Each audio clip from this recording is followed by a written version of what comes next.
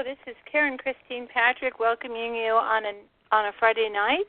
I hope your Friday night is going well. You're here on the Aquarian Radio Network, and we have quite the treat of a show for you tonight. But first I want to introduce my co-host, Janet Lessin. Hello, Janet. Hi, I'm here with Dr. Sasha Lessin, and we're here calling in from Maui, Hawaii. And we have a very special show this evening. Did you want to do the basic intro on the page here, and then I'll take it from there? Oh, I'd be glad to. This is very exciting. It's the story of United States Air Force Colonel Billie Faye Woodard, and he was a traveler to inner Earth. So we have a first-hand account from him that's available about the inside of our planet. There's a lot, going on under our feet in the underworld, as it's been called for a long time. And we have some information that he gave us, and he said, "My name is Colonel Billie Faye Woodard of the United States Air Force. I was stationed at Area 51, Nevada, January 28, 1971 through 1982. In that period of service, I visited a hollow interior of the Earth 6 times, 800 miles deep. Upon my arrival to Area 51, I was indoctrinated to the existence of tunnels beneath Area 51, and soon after I met several of the Underground Shuttle Operators that have a stature of 13 to 14 feet in height. These tunnels that transverse the world are built by a species of beings who have existed here before we, surface Earth dwellers, a very long time.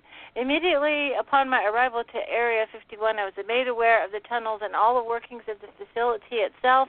They told me that the first 15 levels of Area 51 were man-made and that levels 16 through 27 were already there. Nobody from our government made them. We are just facilitating them." So this is, a story that percolates through all of the genre that we cover. And it's nice to get a straight eyewitness report. I'm very excited about that. So with that, Janet, I'm going to hand the talking stick to you. Go ahead. Thank you, Karen. So today we have Dr. Sasha Lessin is here, and he's been studying a lot of information about Agartha and Inner Earth and read a number of books lately, so that's been a hot topic for us personally. Of course, now we landed the experts, Billie Woodard, also known as Zaraya, Jane Stevens, and I think you have a different name, but I didn't put it on the page here, and Billie's father, Zorra. And Sasha, do you want to say something before we bring on Billie? Just that this is really important. The stuff you've been told about the way the Earth is inside is all a bunch of baloney. We got the straight dope, and I've really looked at lots of stuff, and we finally have an expert that's going to set us straight about Inner Earth. This is going to blow your minds and give you a lot of hope.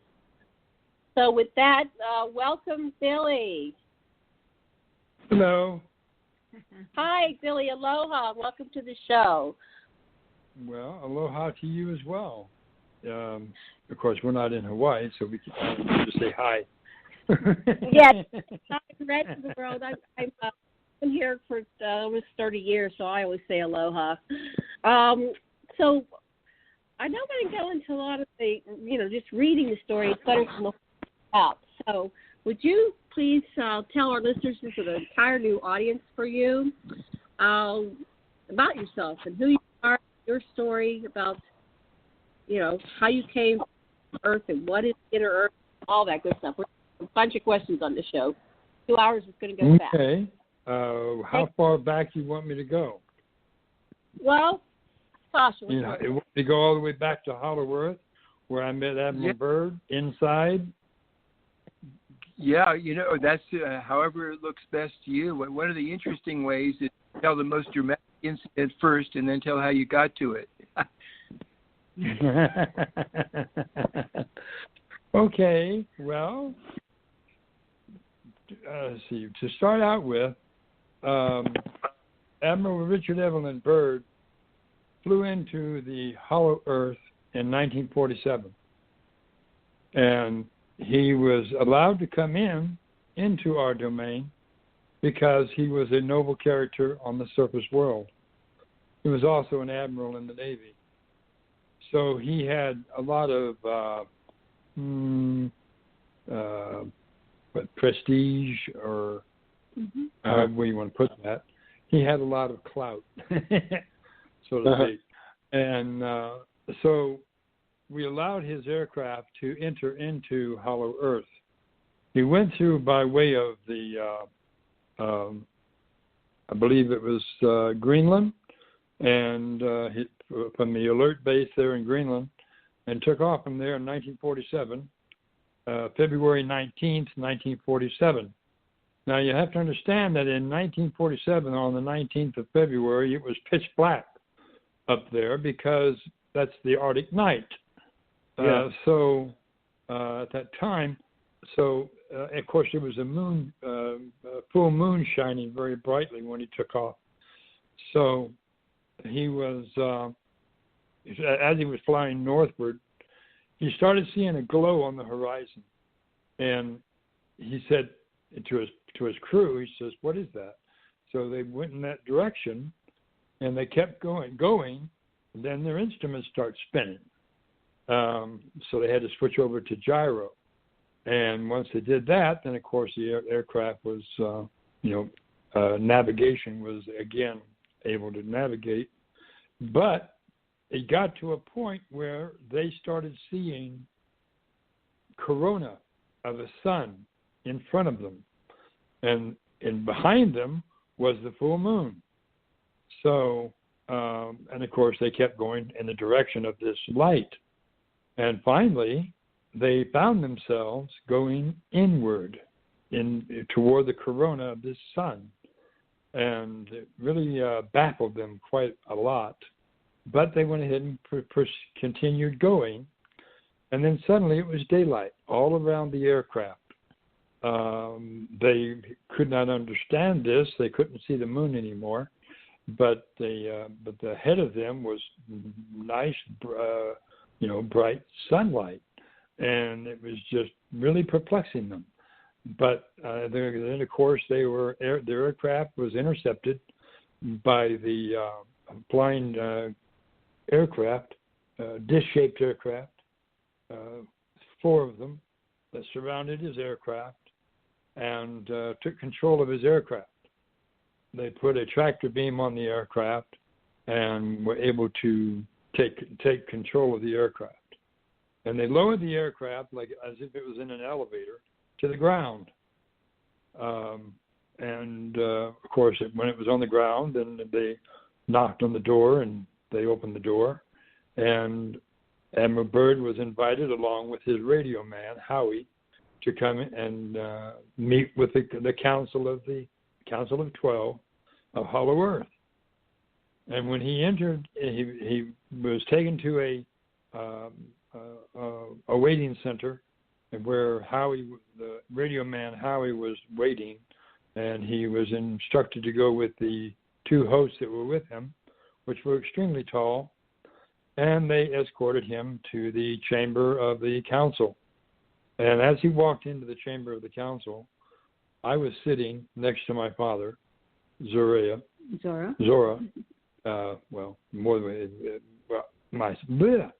Anyway, I was sitting next to my father, and of course the other delegates were there as well, and they announced to him that he was wondering where he was, and he said, you have been allowed to enter our domain of the Ariani because you are of noble character on the surface.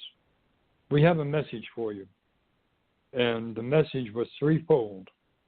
The first part of the message was that the earth is hollow, and it has your brothers and sisters are in Hollow Earth. The second part was medical, and it was all of the diseases that were on the surface at that time. He was given a set of vials, test tube type vials, and each one of those had the cure to each and every disease on the Earth's surface at that time. Wow. And yes, absolutely. And the third part was that to cease and desist from all working with atomic or nuclear energy, because it has dire consequences. And of course, that was what they, relayed to him. And Admiral Byrd was extremely nervous because of all these extremely tall people standing around him. And I immediately noticed his nervousness, so I walked over to him and I said, "Don't be nervous. There's no need to be nervous. Just be yourself and answer the questions that they ask you." And of course, they started asking questions of him and of the surface of the world and things of this nature. So, were you his size or the tall size when you walked over to Admiral Byrd? Were you Byrd size or? I was 13 foot tall, and okay. I had turquoise colored skin. All right. Turquoise green colored skin. Because of the high content of copper in the water that's inside Hollow Earth. And it changed the skin color to a turquoise green color. So,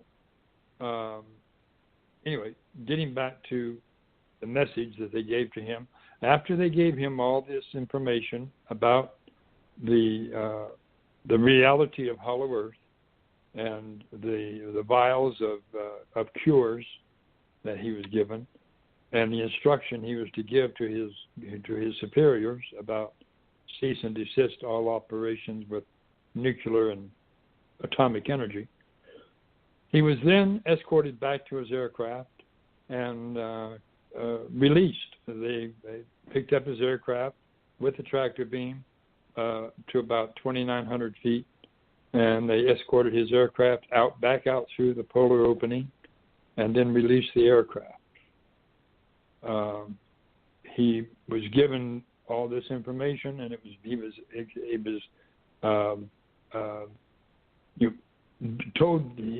told it was urgent that he get this information out to the world. So, of course, he attempted to do that, and of course, all of you know what happened at that point. So, moving on from there. Why don't you share that? Huh? Let me just kind of go ahead, Joe. Yeah, insert a little bit here. Yes. Why don't you let everybody know what happened to Richard Byrd? Because Admiral Richard Evelyn Byrd was taken to Washington to meet with his superiors and also President Truman at that time. And so he met with him, and he met with the advisors and things of this nature, and they ordered him under their laws to remain silent on behalf of humanity, not to divulge anything that he had seen or heard to his family or to anyone else. And they simply put the cures on a shelf in I believe it was from the Smithsonian or something like that, and put them up on a shelf, and they were not released. And all the information was hushed up. Became a very top secret event, and he was not allowed to talk about his experience. He was not allowed to give any information out to anyone, and they simply discredited him and scrutinized him in all manner to discredit him, to stop him from giving this information out, so no one would believe him. Yes. Can I ask a question at this point? Sasha has a question too. I'll go first though, since I spoke up. Yes, okay, this was ahead. February of 1947. This is pre-Roswell. And this is illogical if you think of it in terms of the reality that we are operating on, that if you had cures for diseases, you release them. So the theory that I have been following is that there's some other species in charge of humanity, and they basically, they've been terraforming the planet, and they don't want us to become enlightened or aware of all the information. And we thought it started with Roswell, but it obviously goes back before that. really in charge that was putting the kibosh on releasing the cures, from your perspective? Well, at that particular time, it was the President of the United States. But also understand that there were alien contact prior to that with the U.S. Navy and with the U.S. Air Force and things of this nature. Back in 1943, there was also an experiment that took place in Philadelphia called the Philadelphia Experiment, and that was where they made the first contact with the alien races when the Eldridge went into a phase shift with the rainbow effect, and they made contact with the alien beings at that time, and of course those people, those beings, warned them not to. Warned them about Hollow Earth, warned them about the people, other races, other alien races and things of this nature. Put the fear of God in them, basically.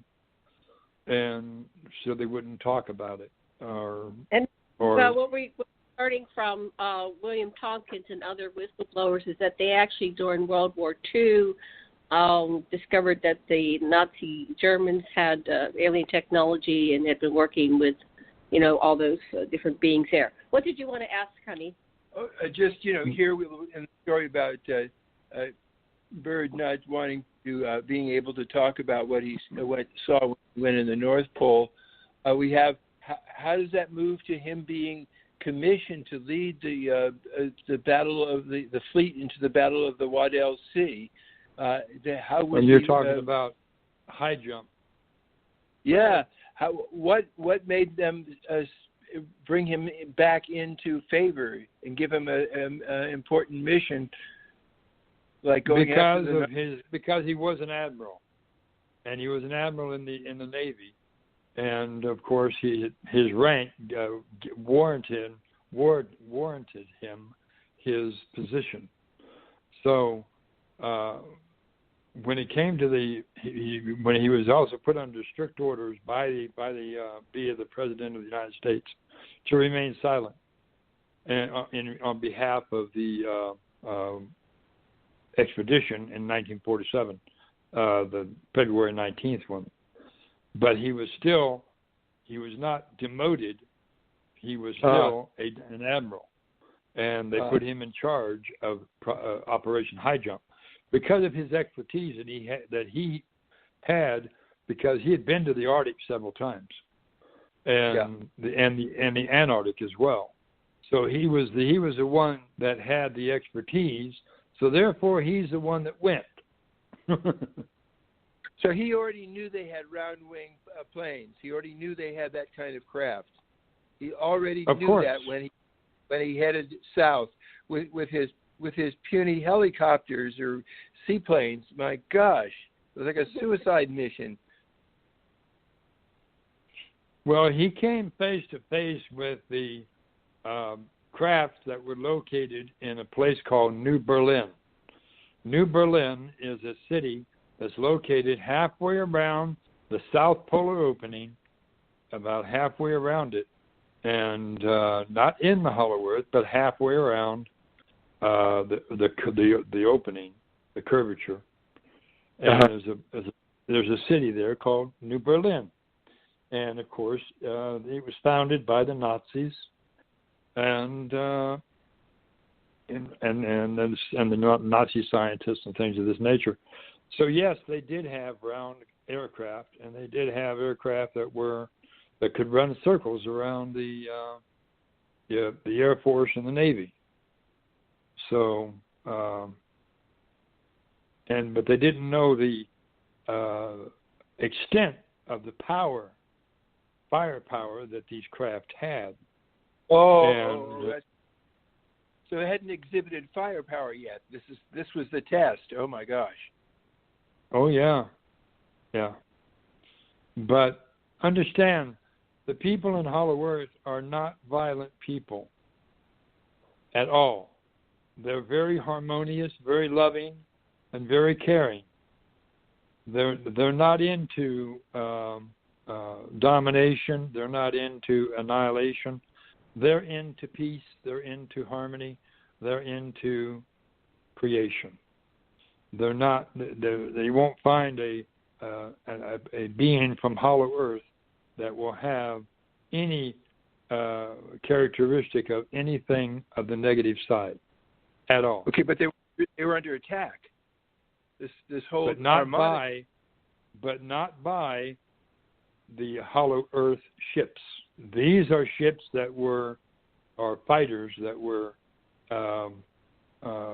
at New Berlin, and of course, they on New Berlin.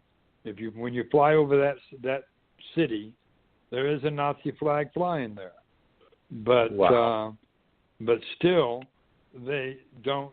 That's why they're not allowed entrance into Hollow Earth, because of their warring nature.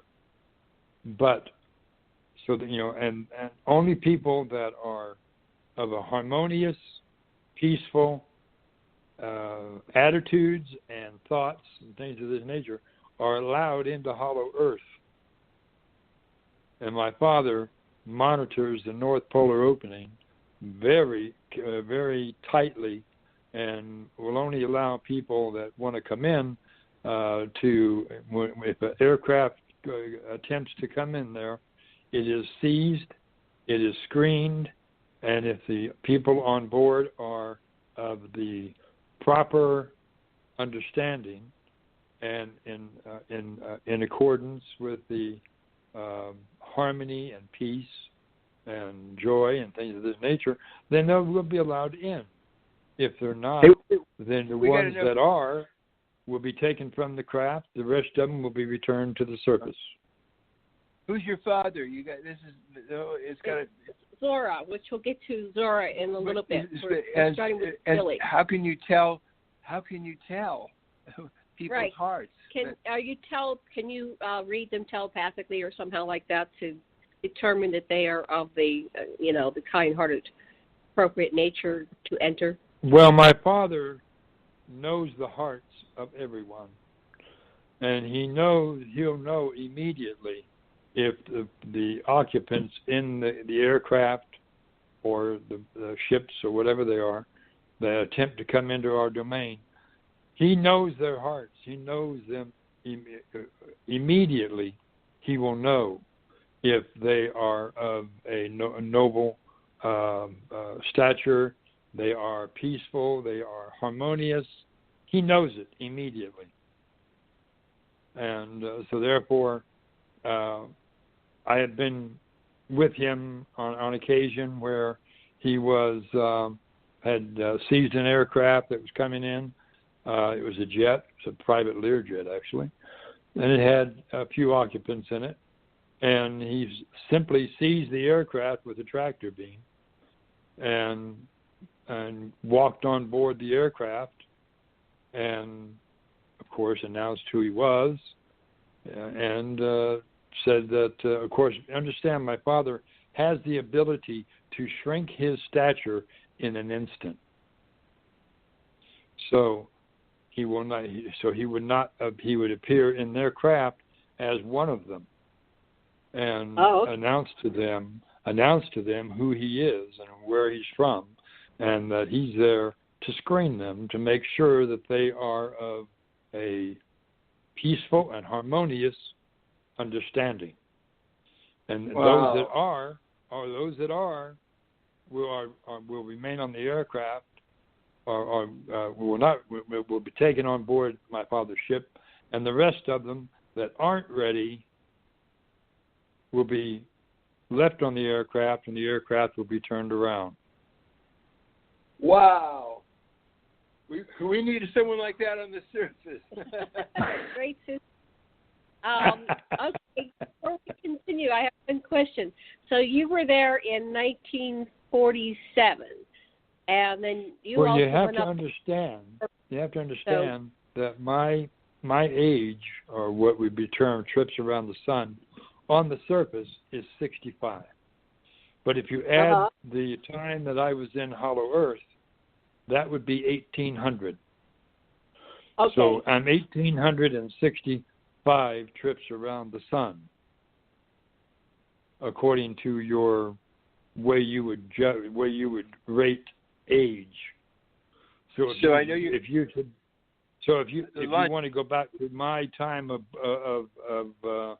coming forth into life, it would have been 165 AD. Right. And so for us to understand that, for our listeners to understand that, we have to understand what is inner Earth like, and why is it that people in there live so much longer. And so I guess that's really the next thing that... Yeah, well, let's let Billy go back to his tale. We'll be quiet for another 15 minutes and let you give us some of the information. So, and then we'll stop asking questions for about 15 minutes. Okay, go ahead, Billy. Okay, where was I when you spoke up? There was came in, and your father in their heart turned them away, some of them away. Yes, and he's done that, consistently, even with surface-going vessels. I will also tell you that my father has been melting a certain portion of the northern polar ice cap. A waterway is being melted about 1.5 miles to 2 miles wide to allow an actual cruise ship to come into Hollow Earth when the time is right. That is what's being done right now, and that's what people are thinking, that it's a global warming, that the ice caps are melting because of this melting that is taking place with my father, that is opening up that 1.5 to 2 mile wide opening through the ice, all the way to the opening of Hollow Earth. Which cruise ship are we supposed to book? Well, it doesn't really matter which one it will be, because after disclosure is done, you will have total access to Hollow Earth. Wonderful. I was reading this stuff from Olaf Jansen, who went in the North Pole, about these huge animals, not just big people, but elephants that are way bigger than our elephants and stuff like that.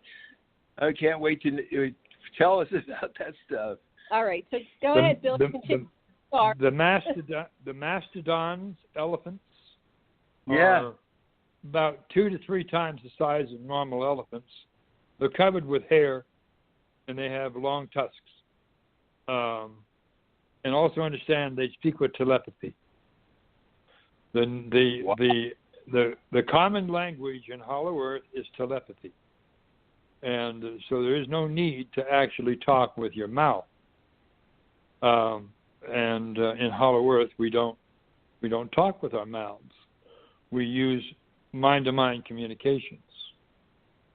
And so when people ask about my father, does my father speak all languages? Yes, he does. But you have to understand how that works. When my father is talking to a group of people, especially a gathering of people in a location, I give you an example. He was at Mount Shasta City Park. He was talking to a group of rainbow people that had come from around the world for the rainbow gathering there. And he was talking with them. And, of course, there were several of them that were from other countries. And they had interpreters. But the interpreters, the ones that they were interpreting for, they said, well, there's no need for you to interpret, because we hear the words of this being hitting our ears in our own language. So, and that's how it works. So it's not like my father comes out and starts talking in Japanese or Chinese or Russian or English or whatever. Whenever he talks, it automatically is transformed into the ears of those listening to the native tongue. And that's how it works. So fascinating. Yes, it is. I can also give you a history. I could give you a history lesson about your Pearl Harbor, if you want to know the truth of what happened there. Okay. Okay, we'll do Pearl Harbor. In 1941, the Japanese were out on maneuvers in the northern Pacific, and they were out there doing maneuvers. At that time, Roosevelt knew he had to get America out of depression. In order to do that, he had to involve them in the war, and the best way to do that was a sneak attack. So, what was done? Roosevelt commissioned 30 aircraft that were painted to look like Japanese Zeros, took off on the big island of Hawaii. And on December 7th, 1941, those 30 aircraft were the first wave of aircraft that bombed Pearl Harbor. Wow. And we watched it happen. So, what happened that the Japanese initially did not start World War II. Right. Well, we knew it was a false flag, but I wonder what they did to those people that flew those craft or that were there on the big island that they didn't, none of them came forth, or have they? Some have. Some pilots did come forth when they were in their elder years and told about the secret mission that they had been part of to get America involved in World War II. But that's the way it came down. When the Japanese had an observation aircraft that was flying over Pearl Harbor, and they saw these aircraft attacking the fleet, they called their aircraft carrier from which they took off from, "Why are you bombing Pearl Harbor?" "We're not bombing Pearl Harbor. We're out here on maneuvers." "No, aircraft with the rising sun symbol are attacking the fleet right now." So the Japanese knew they were going to be blamed for it, so they sent in another wave of aircraft to finish the job. Huh. Wow. And that's how you guys got involved in World War II. That's how we got involved in World War II. So you were down in 47 in Hollow Earth, and then how did you get to the surface? Me and my sister were brought to the surface by a flying saucer or aeroship, and we were deposited in Wichita Falls, Texas, at a city park there. And they have, whoever's military background knows what a white elephant is. A white elephant is a dumpster. And it's a big square dumpster with sliding doors. And these receptacles were at the city park in Wichita Falls, and also at Sheppard Air Force Base and all that. So we were deposited and placed in one of those containers. Whoa. On top of the garbage. Me and my sister. We were wrapped in a blanket. Of course, we were also shrunk down. We were shrunk down to the height of toddlers in Hollow Earth. It was strange because how that came about was me and my sister were climbing a mountain down there, and my father appeared to us. He was sort of like floating off to one side over a cliff, and he asked us if we wanted to go on a journey, on a mission to the surface world, and of course we jumped on it. We said, yes, absolutely, we'd love to. And so we became the ones that were sent to the surface. And if we knew then what we knew now, we might have made a different choice. But still, but anyway, so we were sent to the surface. Our bodies were shrunk down, literally, physically, to the point of being toddlers, and about maybe the age of 3 or 4, maybe something like that. Something like that. Just toddlers, and so we were deposited, wrapped in a blanket, put on top of this stuff, and of course we knew we had to get attention of somebody, so we started screaming our heads off, and of course there was a passing maintenance worker and a police person that heard the crying and the yelling coming from the dumpster, and they opened up the door and they saw us. They grabbed us, took us out of there, and took us to an orphanage located in Wichita County, Wichita Falls, Texas. And that's where we remained there for about close to 6 months. And we didn't talk the American language. We talked through telepathy, mind-to-mind communications to each other. And so people assumed we were deaf and dumb. So they gave us a pad and pencil to write what our desires were. And of course, we knew how to write, but still, and we also knew how to talk, but we didn't trust them, so we weren't talking very much. But we were there for about approximately 6 months, and at one point we were sitting in the what's called the common room, and there was a broadcast of a missing child in Yellowstone Park, and we were listening to it. And me and my sister just simply looked at one another, and we closed our eyes, and we held our hands together. And we visualized where this child was exactly. So we took the pad and pencil, and we wrote down the longitude and latitude of the location of the child and gave that to one of the staff members. And, of course, they immediately made contact with the authorities up at Yellowstone Park and told them the location of where this child could be found. And, of course, there was a Native American ranger that was there, took the information, jumped in a helicopter, and flew the helicopter to the coordinates, which was 10 miles from the search area. And they walked into this cave, and there was a chatus that was nursing the child. Oh. A chatus is what is termed as a Bigfoot or a Sasquatch.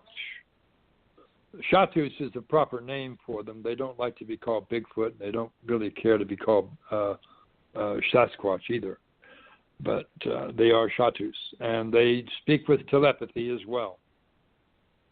Every creature in Hollow Earth speaks with telepathy, all the way up to the creature known as the T-Rex, Tyrannosaurus Rex, also speaks with telepathy. They are not carnivorous; they are plant eaters. In no way, shape, or form were any dinosaurs carnivorous.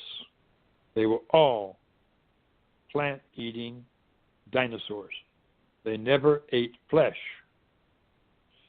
The only way that comes about from Hollywood, or that comes about through stories, or whatever. Because in Siberia they uncovered a T-Rex carcass along with some mastodons or woolly mammoths, and they opened up the stomach of this T-Rex and found plants in its belly. So that eliminates the myth that T-Rex was a flesh eater. Yeah, I guess they thought because of the teeth, but... Yeah. Well, the teeth are used for ripping and tearing branches, not for ripping and tearing flesh. Right. So your 2 children, you're in an orphanage. What happened next? How did you get out of the orphanage? Well, getting back to the finding the child, it made the newspapers about us, the 2 children that were able to find a missing child thousands of miles away, and that story made the headlines. And shortly after that, a Air Force family member Woodard Air Force came to the orphanage and adopted both of us. Oh, okay. That's how we became to be with the Air Force family. But understand also, at that time, the Air Force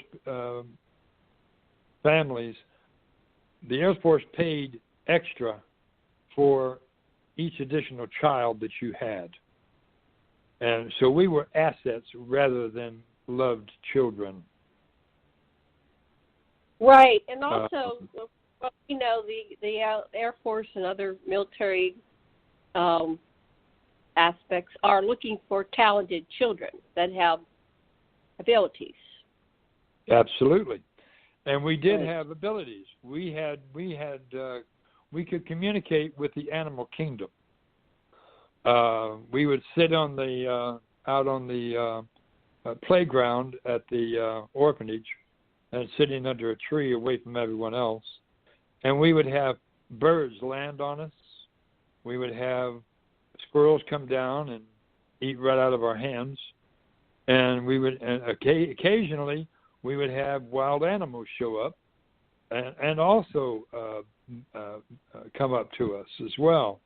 So the staff people knew that we were different, knew we were special, and of course they took advantage of that too, because once we did start talking, which astounded them that we could actually talk, but once we started talking,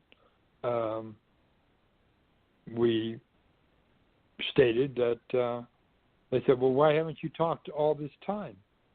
Because we didn't know your language. We had to learn your language. So, and because our memories were wiped. When we were brought to the surface, our memories were wiped for our own safety. Mm-hmm. So they wiped our memory. And later on, of course, a recollection came back. But during that time, we were, so we had to learn the language they were speaking. And we listened to radio, and we also listened to this square box with about a 5-inch picture in the center of this box. Called it TV, right. black and white TV. But right. And so it was. That's how we learned how to talk the English language, and with our mouths. So once we learned how to do that, then of course you couldn't shut us up. But so kids. That was that. So shortly after we were adopted, my adopted father came up to us and ushered my sister out of our room, and I never saw her again at that point. And I asked where she had gone, and they said we could not afford to keep both of you, so we had her be adopted by another Air Force family, which was a lie, of course, but that's what they said. And my adopted mother, who was also an Apache woman, Apache squaw, she told me the truth. She said that my father sold my sister for $1 million. Wow. For $1 million? And, wow. Yep, for $1 million. To another Air Force family. For another Air Force family. Wow. And they took her into an underground facility to do experimentation on her to find out how come she had these talents and these gifts that she had. And and this went on for up until the time we were both both the age of 9. At the age of 9, my sister sent a telepathic message to me saying she was in danger. I told her to send a telepathic message home. to be retrieved. She did so, and her captors, she had told them that she wanted to go to the surface to see the sun, and they reluctantly took her to the surface so she could see the sunlight. And as soon as she exited the bunker that she had come out from, there was a cloud above the facility, and suddenly the cloud got larger, and suddenly she wasn't there anymore. Oh, good. They retrieved her. Wow. And they took her home. The cloud disappeared, and there was a ship hovering there. And then the people on the ground saw the ship. And then suddenly the ship just sort of blinked out. Out of sight. And she went home. She made contact with me as she was going home. She said, "I'm safe. Don't worry about me. I'm safe. I'm going home." So I remained on the surface. You were all alone on the surface. How did you handle that? Well, I still had my abilities of being able to communicate with animals, and I still had, so I had them as a companionship, and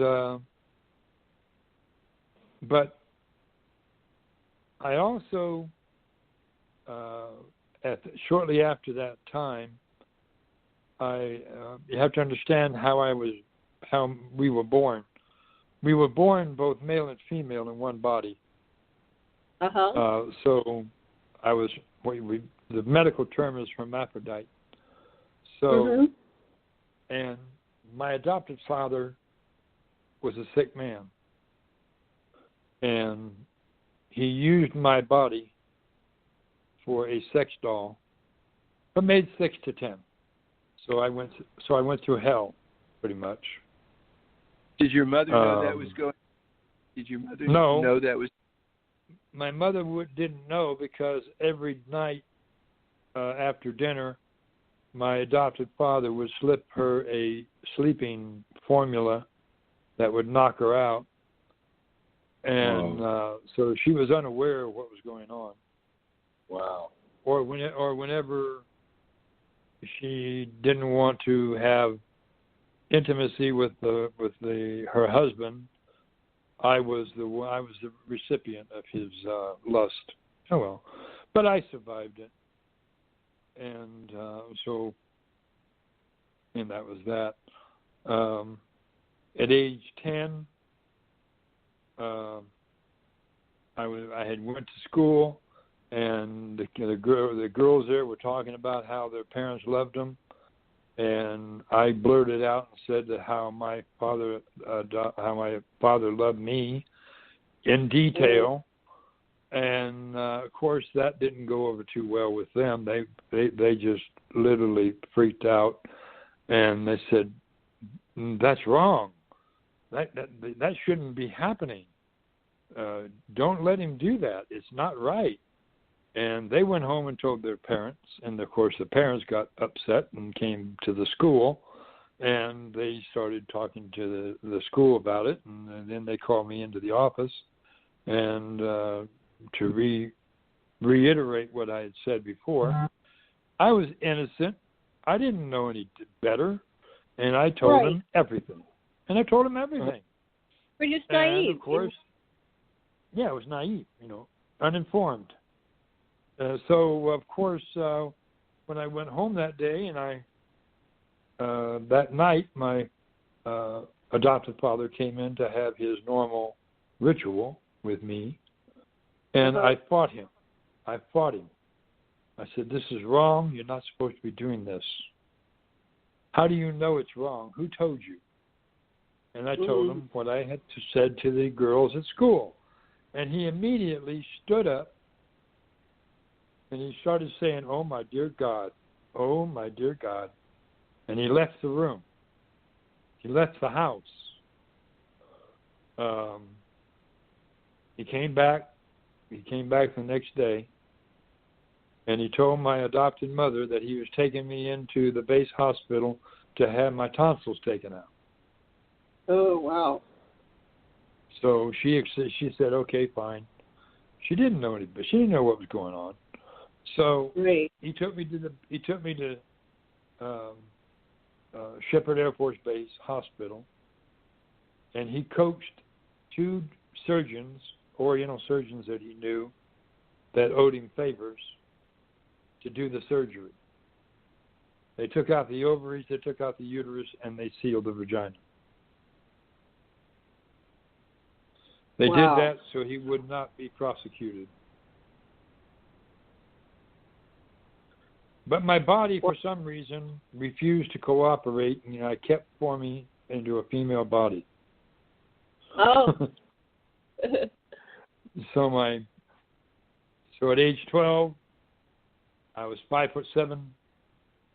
I was measurements were 36, 24, 36. Strawberry blonde hair all the way down to my buttocks. And I definitely looked the part of a female. Wow. So how did he handle that? Well, he finally got arrested, and how that came about was my adopted mother came home from town. She came up into my room, and I was moaning, and she said, "What's wrong?" And I said, "I'm hurting." She says, "Well, it's natural for you to be hurting," pointing at my throat. And I said, "No, not my throat, down there." Oh. And she threw the covers back. She saw the blood, and she went ballistic. She started hollering out my adopted father's name, first, middle, and last name. Get your blankety blank butt up here now. He comes up there, and she said, "What in God's name have you done? And why did you do it?" And she hit, and next thing I heard was a smack. She hit him, knocked him down the first flight of stairs.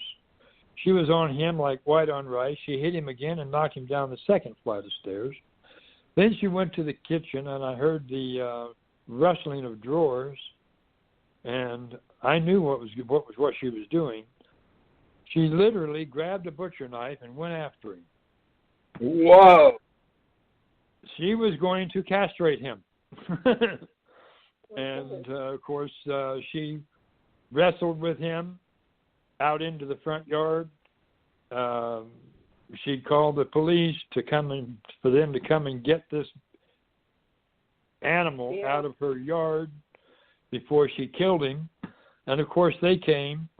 The military police came. The Air Force security police came. And they saw the scuffle going on in the front yard, and she had the butcher knife out, and she had his genital in one hand, and she was about to slice it off when they grabbed her. Oh my God! They arrested her. They arrested him, and when she told him what he had done, they let her go.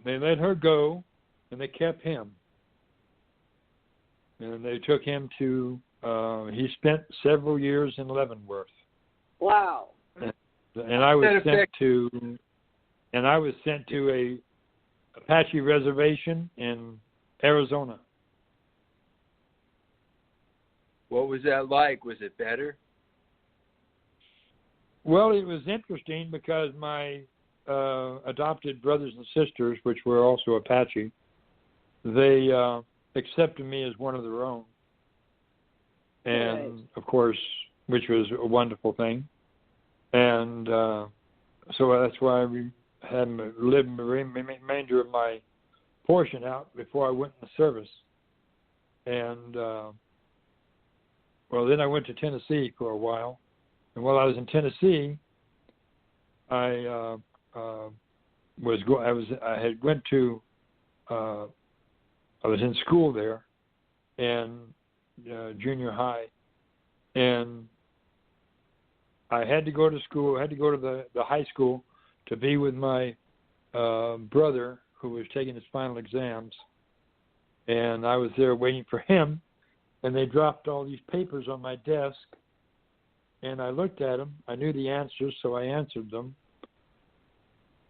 And come to find out, I maxed them. And that was the final exams for high school. So when it came time for graduation, I'm sitting in the audience, and they call my name. And I'm wondering why they're calling my name. My brother comes down, grabs me by the arm, and drags me up on stage behind the curtain. And they said, "You're Billy?" And I said, "Yes." "We have a problem." "What's the problem?" "You're valedictorian. You have to give a speech." I go, "What?" So, of course, I said, "Wait a minute. I'm still in junior high. How can I be your valedictorian? And how can I be graduating? I haven't even graduated junior high yet." And they said, "Yes, you have. You haven't yet, but you're going to." And they went out to called the principal of the junior high school up behind the curtain, and said, "This is your star student." "Yes." "Yeah." "Well, she's graduating." "What? What do you mean she's graduating?" "She's graduating. So we need you to give us a graduation certificate from the junior high school." So, and they said, "Well, how do you know she's graduating?" "Because she took the test and she maxed it." "Okay, well, give her the test again." Oh. So they sat me at a desk. They put the papers in front of me. As you know, taking final exams in high school takes about an hour to an hour and a half, right? Right. I did it in 10 minutes. Wow. And they rechecked the scores identical to the first one. Yep, she's graduating. Wow. So what's your IQ? It must be off the charts. Yeah, kind of. So back then it was simple. The tests that were taken back then were adding, subtraction, multiplication, and division, and that was it. You didn't have trigonometry. You didn't have algebra. You didn't have all these other unheard of ways of working mathematics. It was simple. So yeah, I just. So how old were you when this happened? What's that? How old were you when you graduated? 12. You were 12. Okay, so what do? You're out of high school and you're 12 years old. What do you do with yourself? And what happens with your relatives back home? Have you lost contact with them? Well, we'll get back to that. Yeah, I know the story a little bit. We're going to go around to that. Okay, so you're 12 years old, and now what do you?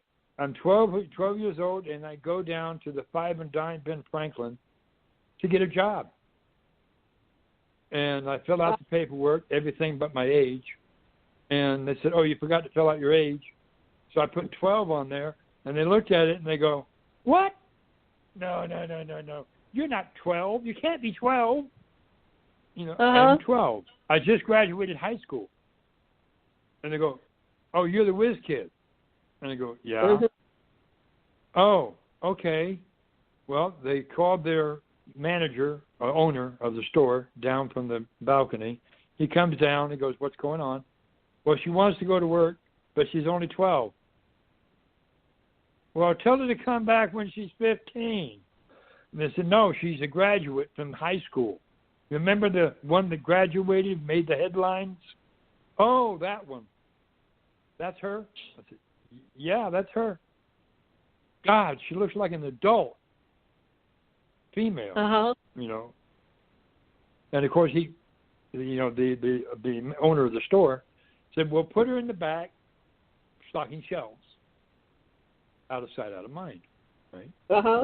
They put me in the back, and I started stocking shelves. And that was my first job. And next day, I went next door. I walked next door during the lunch hour. I walked next door, and they had a recruiting station there. I walk in, and I said, I'm interested in joining up. And they said, okay, fine. We need for you to take this battery of tests. So I took the battery of tests and maxed them. And they looked at the scores, and they looked at me, and they go, ma'am, you qualify for anything you want, including officer school. And they said, oh, you forgot to fill out your age. So I wrote down 12, and he looked at it, and he goes, is this a joke? I said, no, I'm 12. I'm also a high school graduate. I showed him my diploma. Yeah, you're a graduate, but you're 12. This was the Army. So the Army sent me over to the Navy. The Navy took one look at my age, and they said, no way. They sent me to the Marines. They said, They sent me over to the Air Force. Air Force says, sit down. We want you. But there's complications here. So we've got to make a phone call. They called Washington. Washington sent a representative from the Department of the Air Force. And they walk in, and it says, okay, what's the problem? I saw the scores of the young lady, and she qualifies for everything. What's the problem? She's 12 years old. You're joking. I said, no, she's 12 years old. Can that be confirmed? She's 12? And he said, yeah, parents are here too. How old is this child? 12? Can you wait a few years on the contingency of coming in? Yeah. And I said, yeah. So they put me on a retainer type situation until I reached the age of 14. 14 and a half. 14. So they said, okay. And then they sent a letter to my parents. They signed off on it that I could go in. And they sent me to Lackland Air Force Base, which is the Lackland Air Force Base basic training type stuff.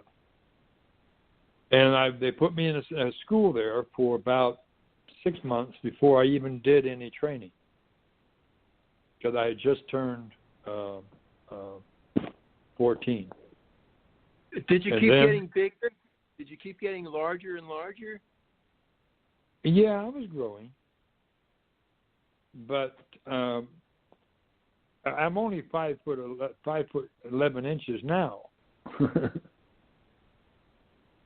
So this was what, 1968 or something?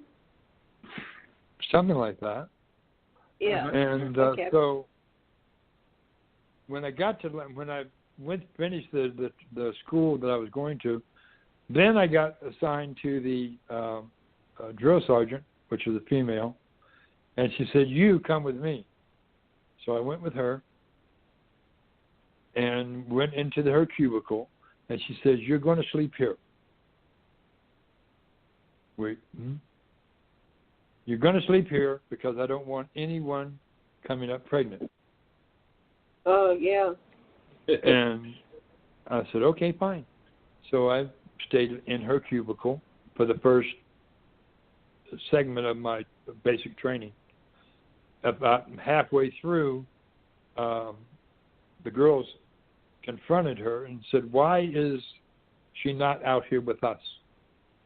Because here's the situation. And she told them, well, we've got no problem with that. We're not going to, there's no issue there. Fine, okay. But I don't want to have any of you come up pregnant. Mm-hmm. So, and then they said, okay, fine. So I was for the latter part of my training, I was with the girls. And they had no problem with that. And I had no problem with that either. I mean, and so I went through my last part of training. And at the end of training, of course, the drill sergeant had to salute me. Because I was a lieutenant. I was a second lieutenant. And they saluted me, and I was off to my next duty station. Do you know where you're going? I'm going to Hawaii. I have a signed letter that I'm going to Hawaii. Oh, no, that's right. You're going Hawaii. to the Pentagon. So You're going to the Pentagon. I said, I don't want to go to the Pentagon. Well, that's where you're going. Wow. I have a question real quick here. So you looked like a girl, but you still had your male genitalia. Yes. Right. Okay. So that was yes. What was on there. Okay. Okay, so you're going to the Pentagon. Yes. I get to the Pentagon. As soon as I walk in the door, they hand me my first lieutenant bars. And I said, wait a minute. Don't I have to go before a board? Huh? My dad was already there. My adopted dad. He was at the Pentagon as well. He's the one that wanted me to be stationed there. Is this the Woodard one or a new one? Woodard. Okay, so Woodard is there. So he's out of jail. Yep. Okay. Yep. He was finally released, and they stationed him at the Pentagon. Wow. Okay. And then he requested I be stationed there as well. Whoa. But what was interesting was, I'm going to go back a little bit, because at age 12, I was at home, and we had just come from a scout group meeting, and we were walking home from the scouts, and there's a cornfield located between us and home. And so I said, I'm going to take a shortcut to the cornfield because it's faster. And my friend said, well, I'm going on around because the stalks look like they're going to reach down and grab you. So I'm not going that way. I'm going around. Okay, I'll meet you on the other side. So I went through the cornfield. I got halfway across this cornfield, which was a mile across, got to the center, and all of a sudden it was daylight. I looked up and I saw this light getting brighter and brighter and brighter, and it descended. And I heard a voice coming from the light. It says, Billy, we're here to take you on a journey if you would like to go. Oh, absolutely. I would love to go. Next thing I know, I'm being lifted off the ground. I look down and I see the ground leaving, and I see me rising. And I'm being pulled right into this nice bright light. Next thing I know, I'm in a room that is very bright. They said, what do you see? I said, I see brightness. I don't see anything. They toned down the lights, and I could see everything. All the fixtures were in a around the wall were all in a circular pattern. And I looked up and I saw these beings, two of them standing there, male and female. They're very tall. And I said, all right, who are you? They gave me their names, and I said, well, where are we going? We're going on a journey. And they put me in this. They put me in this chair, or I should say, seat. It wasn't a regular chair. It was just like a seat. And they said, look out through this portal, through this viewer, and tell us where we are. So I look down out of this viewer, and I'm looking downward, and I see I see a Texas state flag. I said, well, I see Texas state flag. And they said, okay, good. So are you good in geography? I said, yeah, pretty good. And they said, okay, just tell us where we're going to be flying over different states. So you tell us where we are. So I started naming off the states. Oklahoma. The next state up from there is what? Kansas, I think. Kansas. And then on up into, next thing I see is the Canadian flag. And I said, okay, we're over in Canada. And where are we going? We're going north. And I said, I know, I've already figured that one out. We are going north. And he said, but where are we going? You'll see. And we kept going north. And suddenly I see this bright light ahead of the craft. And I'm going, okay, where are we now? Over ice and snow. That's all I see, ice and snow. I said, yes. And they kept, and then the craft started going a little lower. And as we got lower, I was able to see the snow much clearer. And next thing I know, all of a sudden it's daylight. It was nighttime before. Now it's daylight. So I said, okay, how long am I going to be gone? 6 Earth months. What? No. I'll be grounded for life. I can't go. Well, you're already going. So, had they told me that before, I probably would have declined. But anyway, so they went ahead and I said, can I fly it? And they said, yes. So they put me in this forward seat. And on the console of this console in front of me is a console, and it's got handprints on it. And the handprints are sort of like three indentures on both sides, on both hands. So I put my hands in there, and the light bar goes across my hands, and I'm in control of the ship with my mind. Right.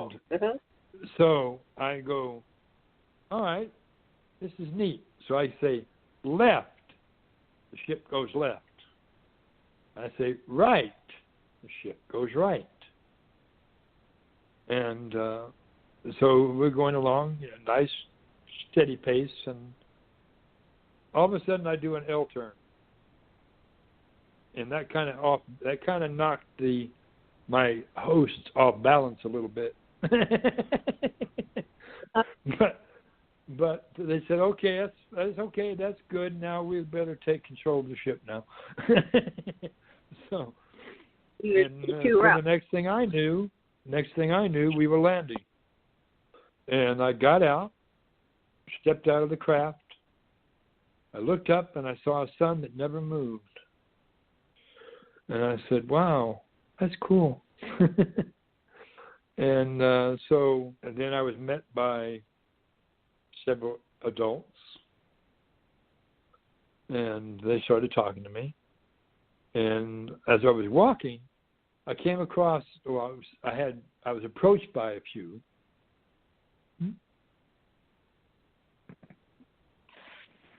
Insert again. Insert. How did these beings talk to you? Oh, with telepathy, to my mind. Great. And I was communicating right back to them with my mind. Great. And because the talent came right back to me, as it's like riding a bicycle. It comes right back to you. So I was able to communicate with them. But there was a couple that were approaching me, a woman and a couple gentlemen as well. The woman, as she approached me, I looked at her and I recognized her. And I said, you look familiar. I've seen you in a history book. Whoa. And I've seen your picture before. And she said, all right. who am I? Well, you're an aviator. She said, yes, I am. Amelia Earhart. Oh, she's yes, alive. I am. She was Amelia Earhart, but she was much taller. Well, so you said she's taller. So if we were to go there, would we get taller over time? Yes. Right. Over time Okay. you would. If you have the desire to stay. If you have the desire just to visit, you wouldn't get taller. But if you have the desire, if you have the desire to stay and live there the rest of your life, yes, you would get taller, and eventually your skin color would change. Right. Mm-hmm. Because of the high content of copper in the water. But there are people from the surface that don't drink the water. So how they still have their flesh tone. But there are some that have changed in color. Amelia Earhart, she had not changed. Her skin color was still flesh. But she did eat a lot of vegetables, of course. Wow. But the others that were approaching me were I could tell that they were they looked military. Their haircut looked military, and I asked them. I said, "Well, who are you?" "We're pilots from the surface." And I said, "All right." They said, "We disappeared off the coast of Florida in the Bermuda Triangle." Vortex, yeah. And I said, "All right, you're in history books too." And they said, "Yes." "What was our flight?" I said, "Flight 19? "Absolutely." So they were intercepted by aeroships when they got lost. And they were about to run out of fuel when suddenly the aircraft stopped falling. And their aircrafts were intercepted by a ship, which took all 5 Avengers right into the ship. Were you ever reunited with your sister? Yeah, I met with her, and of course went home with her for a short time, short visit. So you met these historical characters, and then did anybody come forth and explain to you what was going on? And did you meet your father? Well, my memory had been returning all along, and so I was. My recollection was almost back to normal, to where I knew exactly where I was and what I was doing there. Of course, the first thing I wanted to see was my mother. Aww. So, of course, we went home, and I saw my mother. Of course, I gave her a big hug. And Father walks up behind me, and I turn around and look up, and I say, "Father." And he said, "You're small." I said, "Yeah, I know." Oh. Well, you were 12 years old, so you were small. But all the time that you were gone, did you telepathically still feel your parents while you were separated from them? Yes. I didn't communicate with them though, because I was having too much fun. So you I got to ride a pterodactyl. I got to ride on the back of a T-Rex. And of course they took me to a pyramid structure. And, of course, when I walked in there, they said, take everything off and walk in that room. I walked in that room after I disrobed, and a mist came over my body. And I said, what's going on? And they said, your metabolism is weak. We are regenerating your metabolism. So they regenerated my metabolism completely. And when I got back off my journey and was returned home, the doctors were somewhat astonished at my health. Could you feel it when it was happening? Could you feel changes in your body while that thing was on you? Oh yeah, I felt exuberated, energized. I felt glorious and very strong, absolutely strong too. And of course, before when I was on the ship, I had even coughed a couple times, and of course that didn't go over too well with my hosts. And of course they put something over. They put a helmet over my head and got rid of the cough right off the bat. So, but when I got into Hollow Earth, they replenished my immune system back to a fortification, and so I was very resistant against all sicknesses after that point. How long did that last? Are you still resistant? How long did that last? Are you still resistant, or how often does one have to redo that? No, I do come susceptible with colds. I do get colds. I do get sore throat, you know. Yeah, normal, everyday, got things that you guys go through. Because my metabolism has diminished a lot since that time. Why did your parents send you to the surface? Well, my mission. Maybe I'll have my dad explain it. Okay. I'm going to have my dad come in. Okay, let's have him come in for a while. We are getting along in the show. Yes. Hi, Zorra. Would you like to take over and explain Billie's mission?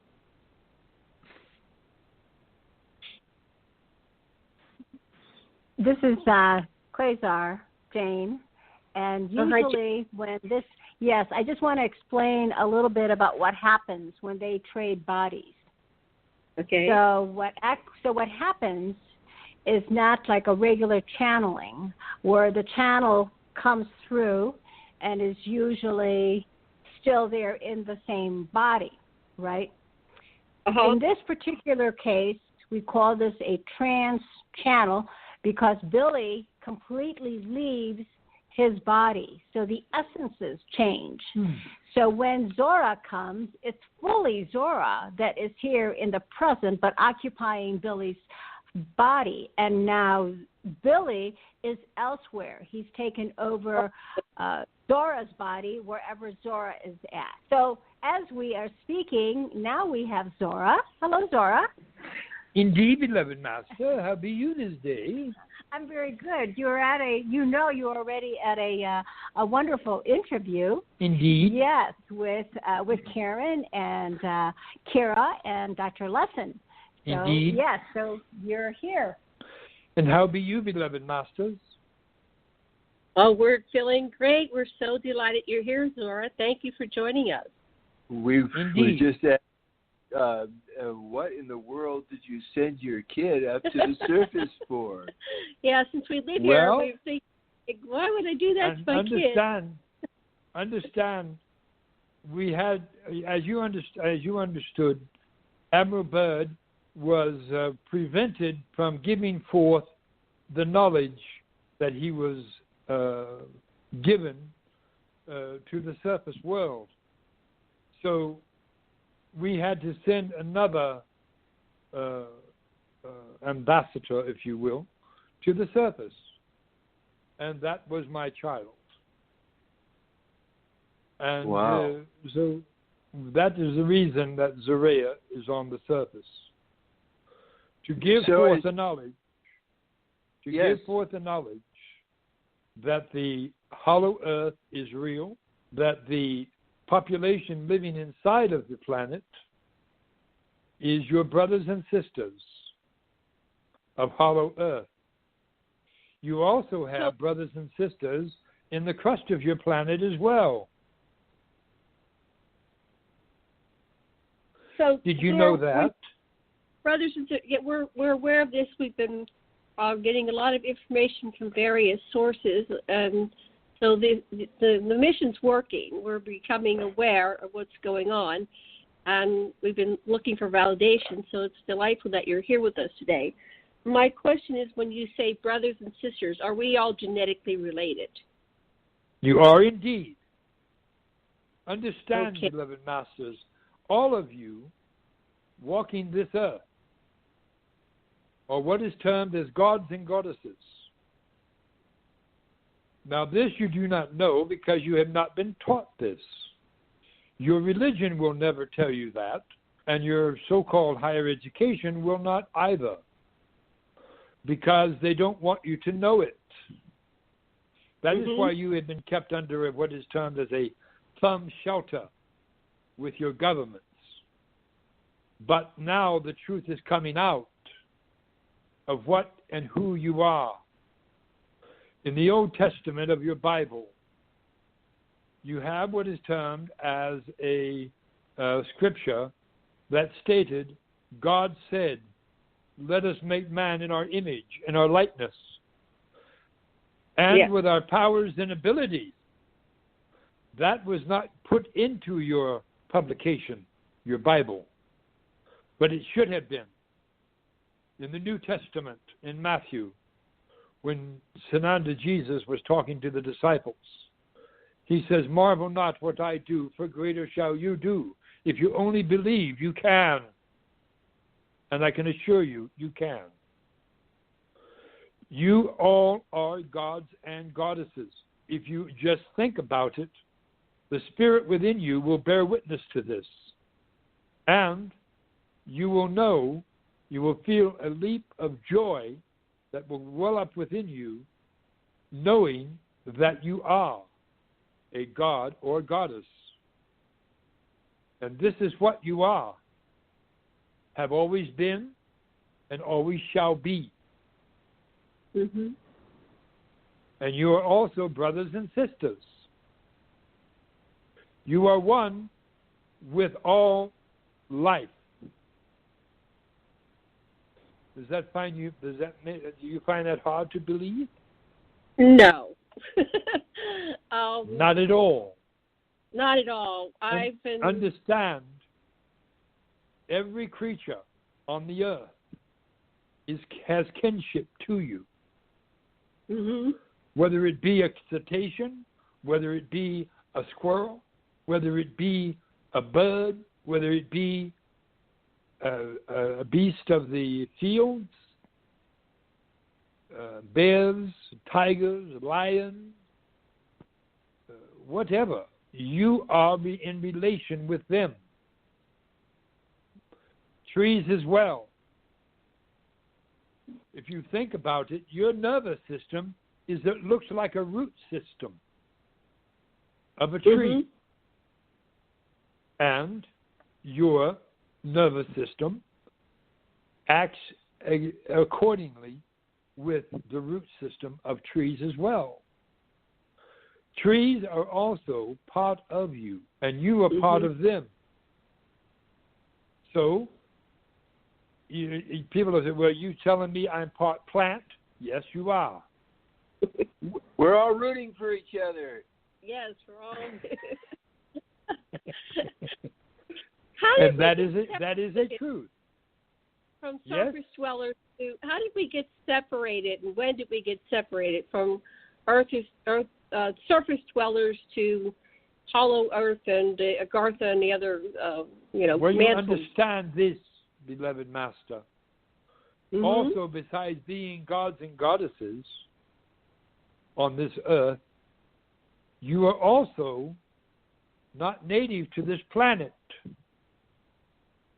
Mm-hmm. You all come from different star systems, different galaxies, different planets.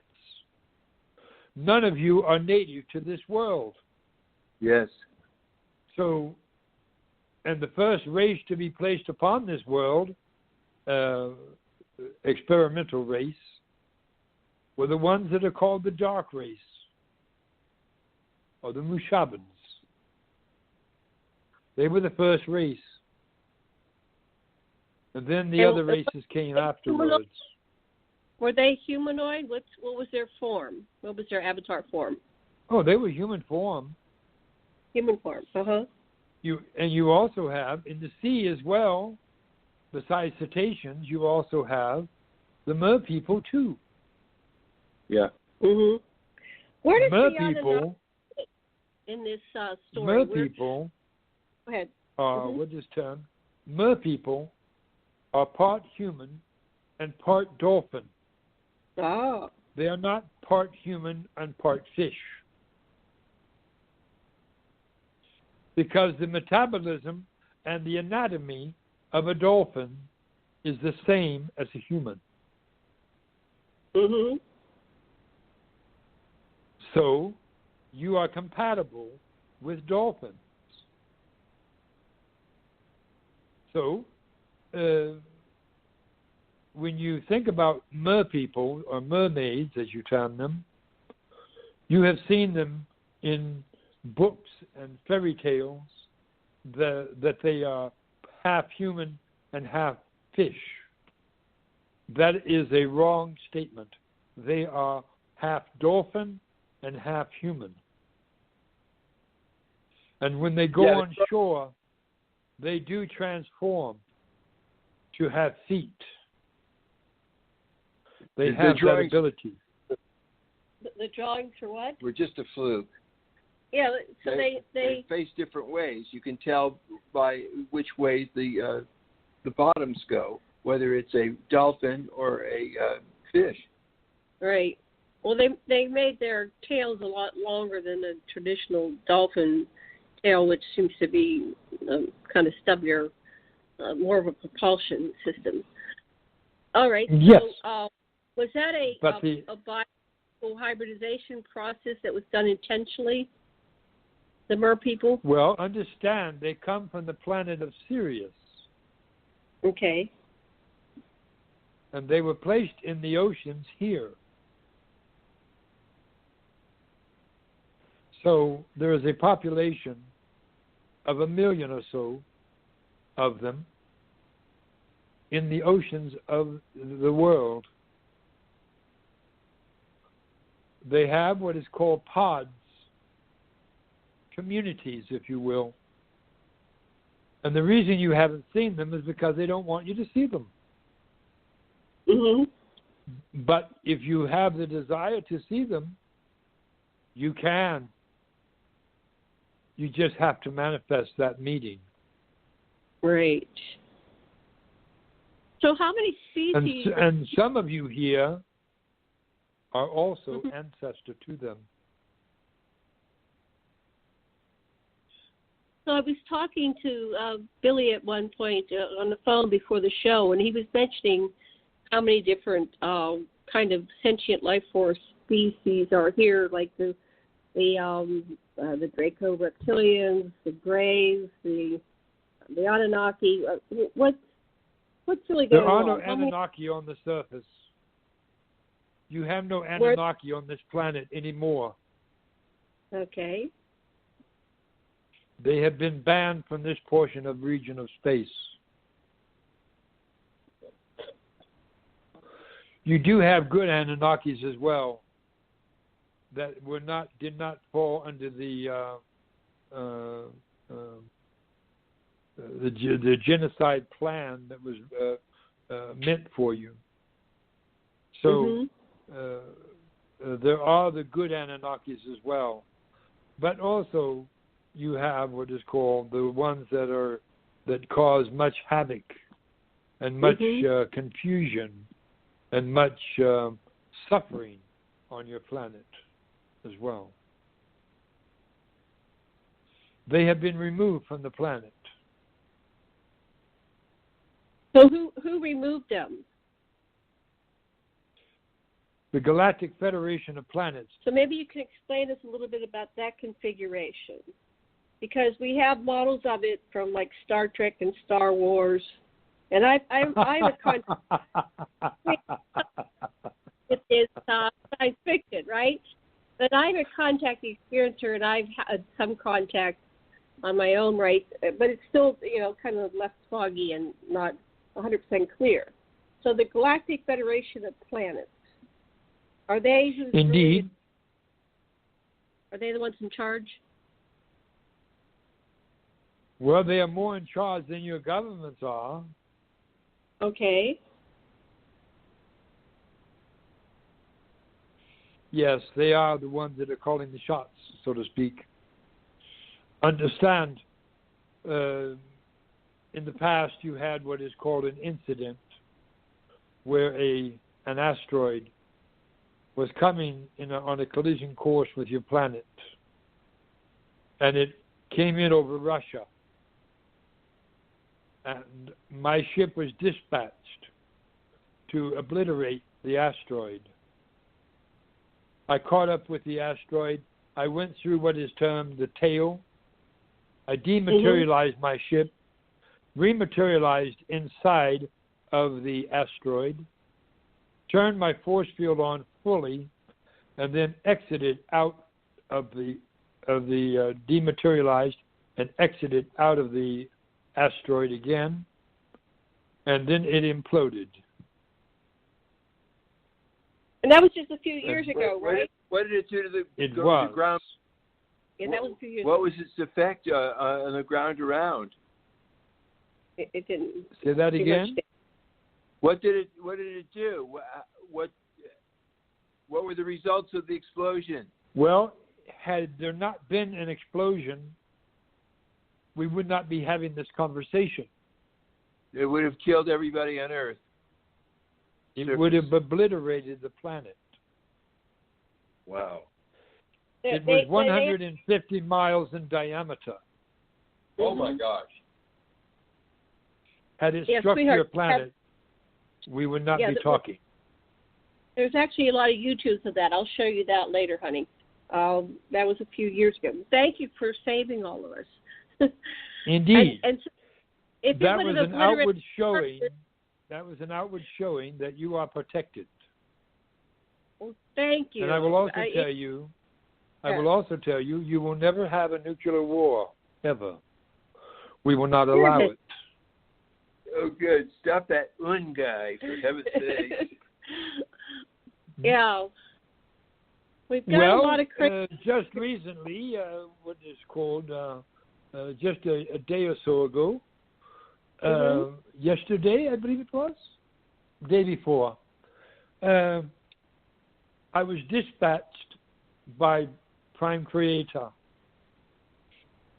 to intercept a missile, an intercontinental ballistic missile that had been fired from North Korea. It was on a course to Guam. It had a nuclear payload. Wow. I simply flicked it with my finger into the ocean.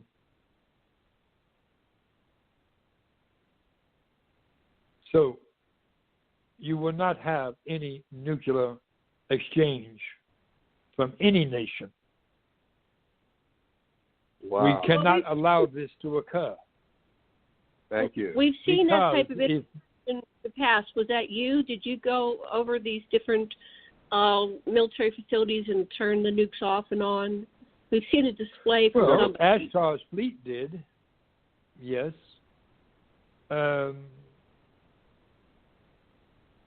we have turned off all capability, nuclear capability, in every nation. Only they don't know it yet. So one of the things that one of my friends in artillery said is that field level officers have the independent capability of issuing nuclear fire our artillery. And so it's not just a matter of central command, it's a matter of the whole, this is really scary how armed everybody is. Well, as we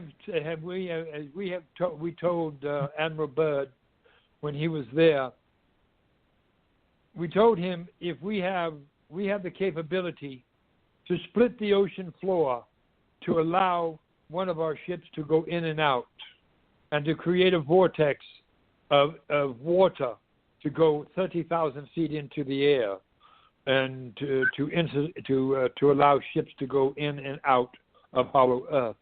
Do you not think that we can stop a simple missile? Right. That's very reassuring. Thank you. Very good. You relax and have a good time. Yes. Well, I have a lot of questions. You know, But before we continue, I must give you another little bit of information. Okay, go ahead. Have what is called, you have openings that go into hollow Earth. And the two major ones is Antarctica and the Arctic Ocean. And above the 84-degree latitude and the 142 latitude. I get those mixed up. Anyway, beyond that point is where the Earth begins to curve inward. Yes. And for the opening for you to come in. Now, these openings are what also called airways of the Earth. If we were to allow you to have a nuclear exchange, nuclear war, as you term it, eventually that fallout would find its way into hollow Earth. This cannot be allowed.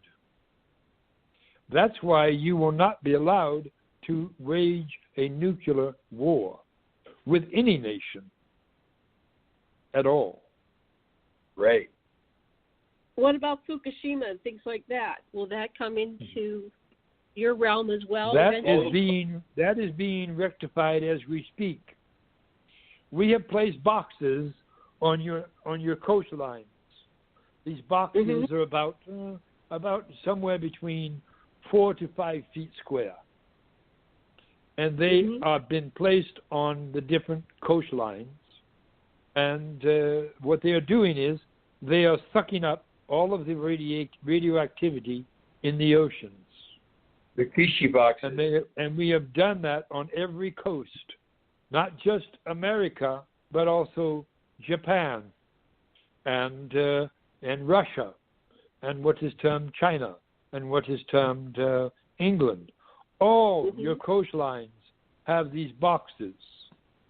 Now, your authorities tried to move one of those boxes at one point with a crane, a device for moving things, and they put a what is called a cable around one of them and tried to lift it, and it simply tipped over the crane because they could not lift it.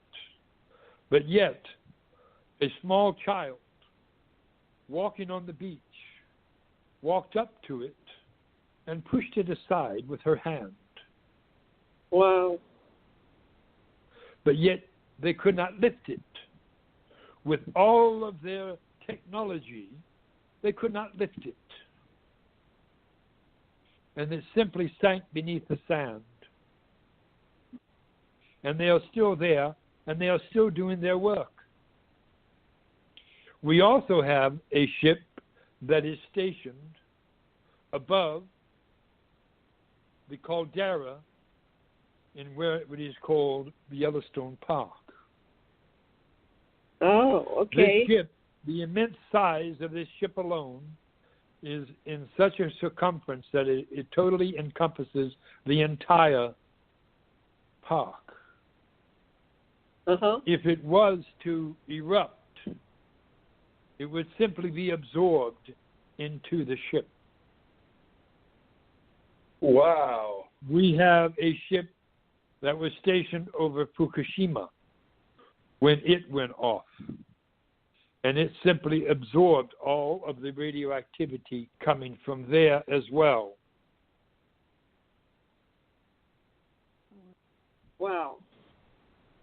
So what's the plan for this, this Earth? We have all this pollution and our species are dying. Understand, beloved Master, no one dies. Right. No one dies. They simply ascend. No one dies. They ascend to a higher plane of existence. So when people do what is termed as give up the body, they are simply ascending. That is one way. Right. There is another way of ascending, and that is with the body.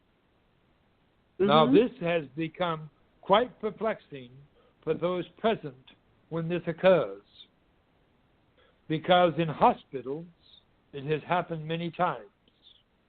The family is around their loved one who is dying from cancer, and they are giving the last rites to them.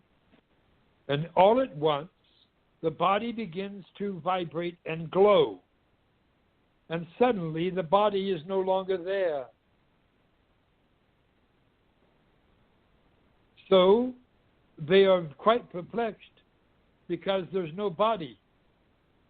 Right. And the people who were present are panicking, asking the doctors, where did the body go? They are at a loss to answer that question. But the answer is simple. They ascended. Well, in your world, you have cures for diseases, extreme longevity, if not physical immortality. Yes, that is so. Right. Also understand that the atmosphere in hollow earth, if you had the same atmosphere here, you would not have disease. You would not have illnesses of any kind, because the atmosphere itself is a healing atmosphere. You breathe the healing. You breathe the complete and absolute longevity or immortality. This is what we have in hollow earth. And soon you will be the same on the surface. That's what I was going to ask. How will that come about? It seems like this is a closed system. Same thing. It's a closed ecosystem. It's one sphere with the air. Understand this. How can we do this? When disclosure happens, when the disclosure takes place, we already have on every continent right now, as we are speaking, we have ships that have already landed. They are cloaked. You cannot see them, but they are in various locations. And each one is in a position of overlapping energy. So when the galactic disclosure is announced, and the form in which that will be is you will be watching your TV, or you will be listening to your TV, or you will be watching or listening to your computer, And then all at once, there will be a voice come through. And on your televisions, there will be an image appearing. And there will be a voice coming forth. And they will be saying, the Galactic Federation of Planets, we are here to help restore peace to your planet. We are here to restore health and well-being to your planet.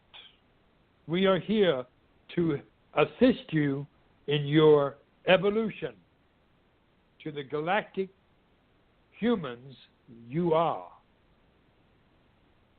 Wow. And this event will be global. There will not be one person on the earth that will not experience the announcement.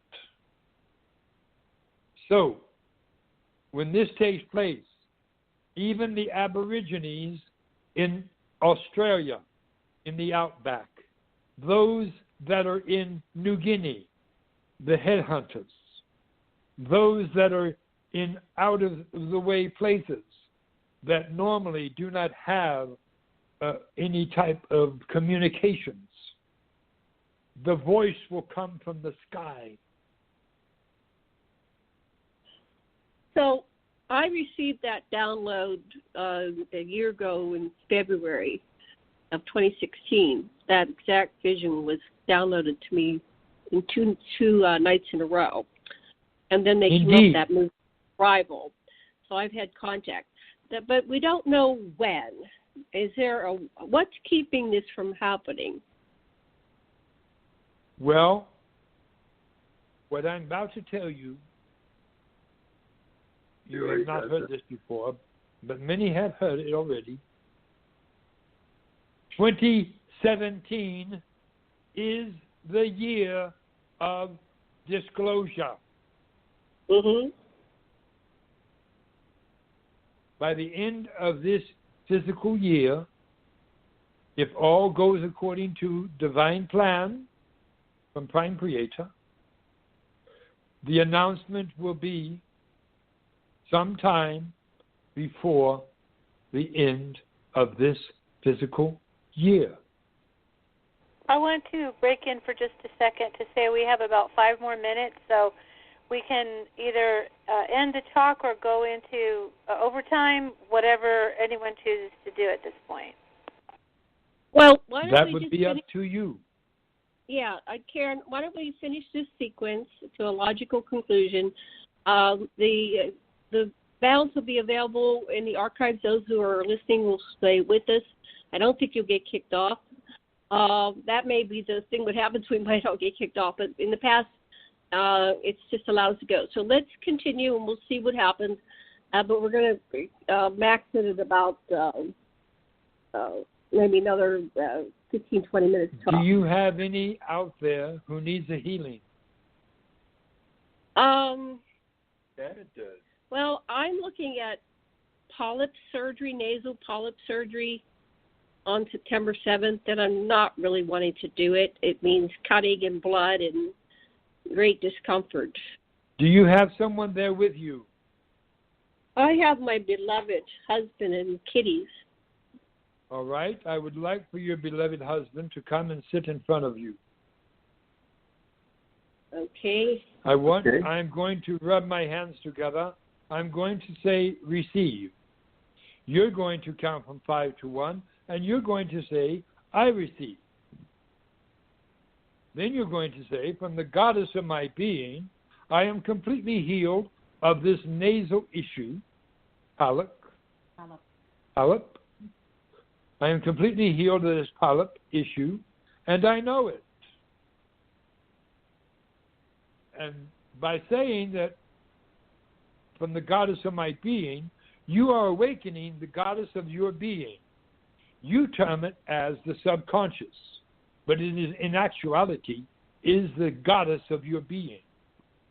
And that goddess of your being is going to completely and absolutely heal your entire body. you are going to feel, you are also going to feel on the outside of your beloved's hands, he's going to feel a warm sensation. That will be my hands on top of his. And then my energy will go through his hands into your body, into your polyp area, and heal it completely. And it will be done within 2 minutes. Thank you. 5, 4, 3, 2, 1. Receive. I receive. From the goddess of my being, I am healed from the Count from politics. 5 to 1. 5, 4, 3, 2, 1. I receive. From the goddess of my being, From the goddess of my being, I am completely healed of. I am completely healed of my polyp, nasal polyp issue and I anything know else. And I know it. Have your beloved count from 5 to 1, and he's going to say, receive. 5, 4, 3, 2, 1. Receive. Now receive. Now begin feeling this energy going into your nasal breathing capacity. It is all going in there right now. He is feeling the warmth on the outside of his hands, and that is my warmth and my energy going through his hands into your body. And you are being healed right now. I'm going to time you for 2 minutes on the wall clock I see on the wall here. And after 2 minutes, I want you to breathe deeply and notice that there is no more issues with your breathing at all, or your palate, or any of that. Keep your hands there, positioned where they are. To break in, we might cut off because we'd set the clock for 120 minutes, so I just want to let everyone know this. I hope it keeps going. Indeed.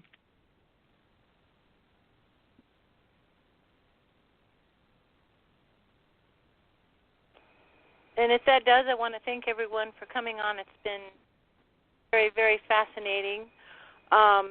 This is one of those things that could go on for a couple of hours, I'm very certain. And I'm sure that there'll be a follow-up, perhaps another show and an opportunity to talk to our guests, to all of our guests. I will speak another 30 minutes, and then you may end it if you wish. I hope so. I'll know in about 30 seconds. But I want to thank you. Indeed. I feel very educated and encouraged that we're going to see some disclosure before the end of the year. That's something I'm hoping for, definitely. And that was my big question. Also begin watching your skies because you're going to see daylight sightings. Yes, we have been where I live in New Mexico. Absolutely. I can concur with that. Indeed. Definitely. Very good. All right. Thank you. Now, take your hands away from your nasal area and breathe. Wow. That's good. There is no more issue with your palate. There's no more issues with your palate. They are healed. Feels good. Wow. Thank you, thank you, thank you. You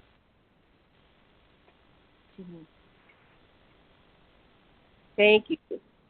You need to All have right. your beloved do this 3 times per day. Have Okay. him rub his hands together, place one over your palate, one on the back of your head, and you do the same. Put one on over your palate, and also on the back of your head. And you count 5, 4, 3, 2, 1. I receive from the goddess of my being. I am healed of. And then state it again. Reinforce it 3 times per day. And very shortly, you will go back to your doctor, and your doctor will be astonished. Great. It's so much fun to astonish doctors. I like to astonish those doctors. So, yeah, let's. Beloved masters, you have what is called in your world. You have belief, and then you also have knowing. Yeah. You do away with the belief part.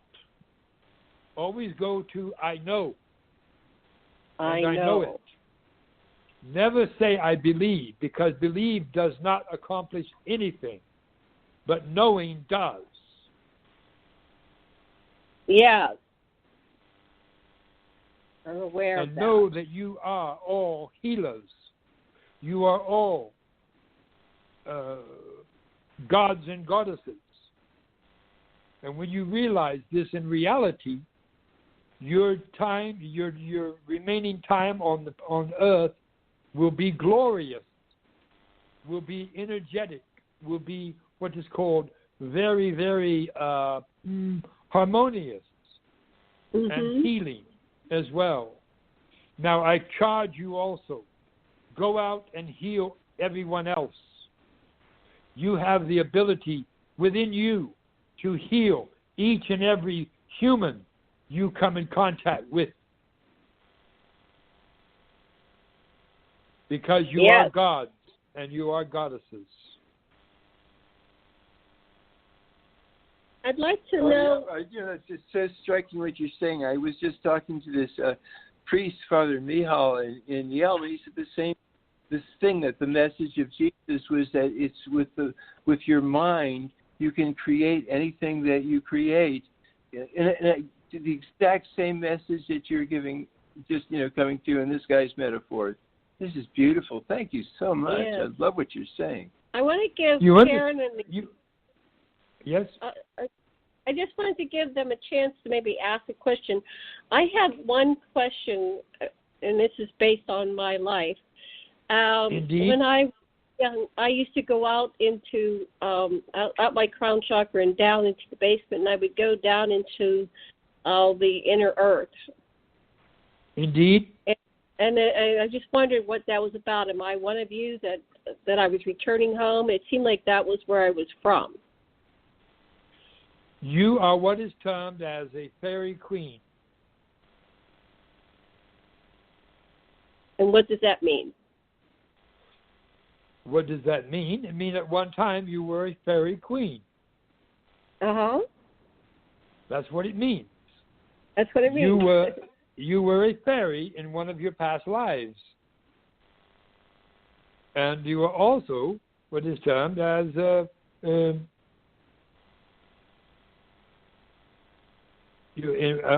also in one of your past lives as well. You also took on the form of what is termed as a unicorn. Oh. That's why you love horses. Yes. I always loved horses. Indeed. Mm-hmm. Now,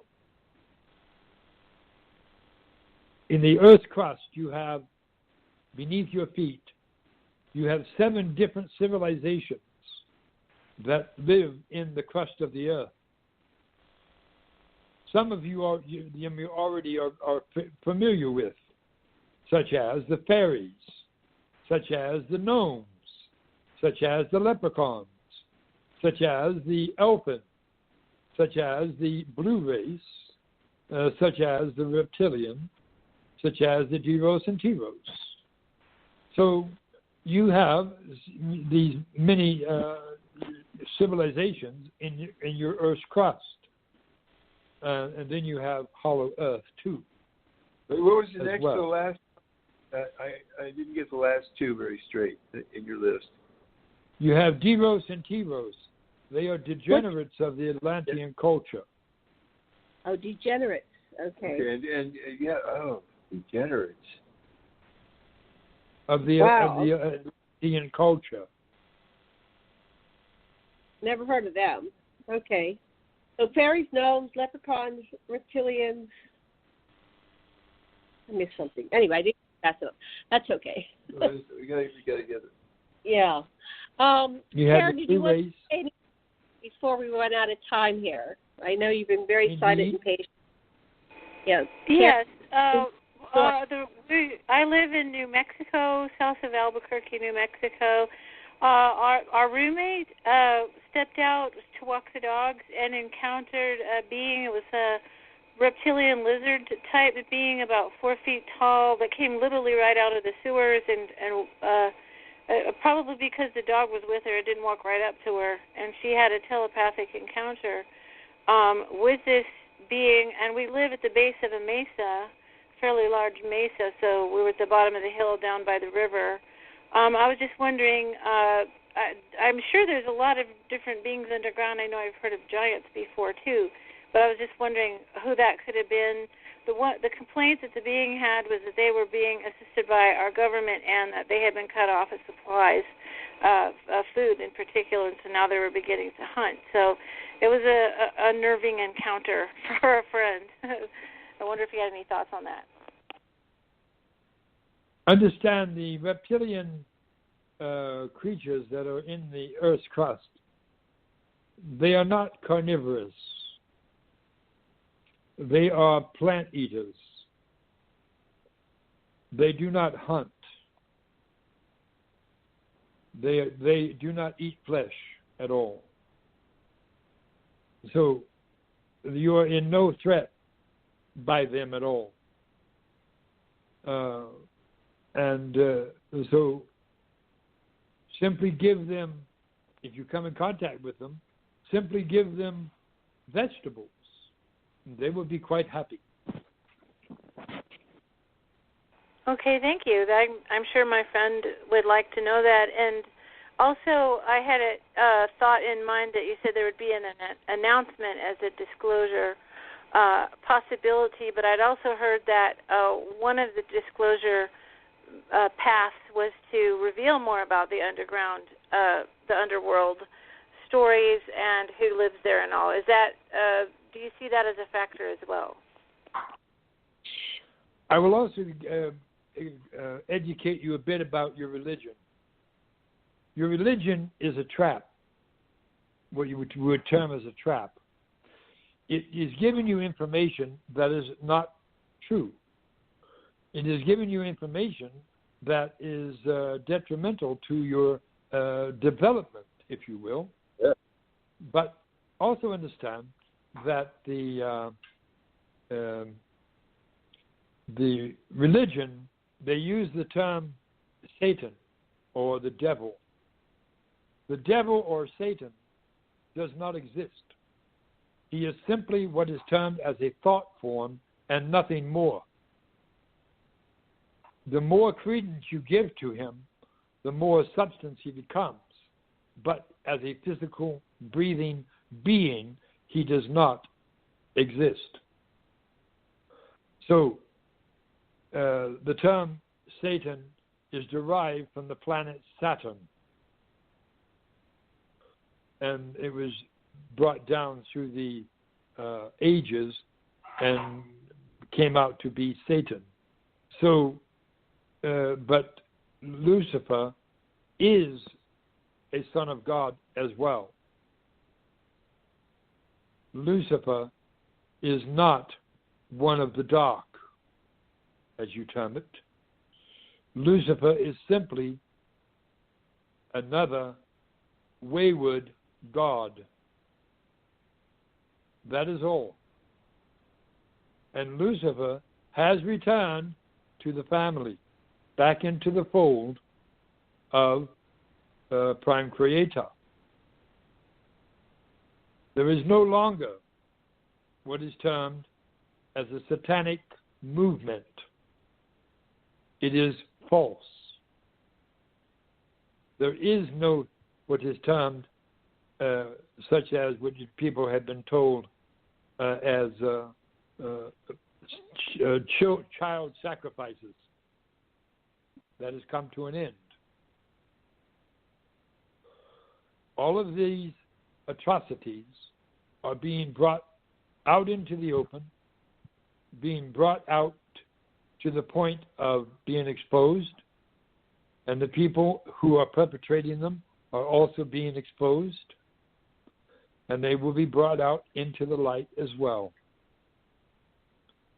So the term Satan, the term devil, all of this is a form to be used to control the population and nothing more. through fear.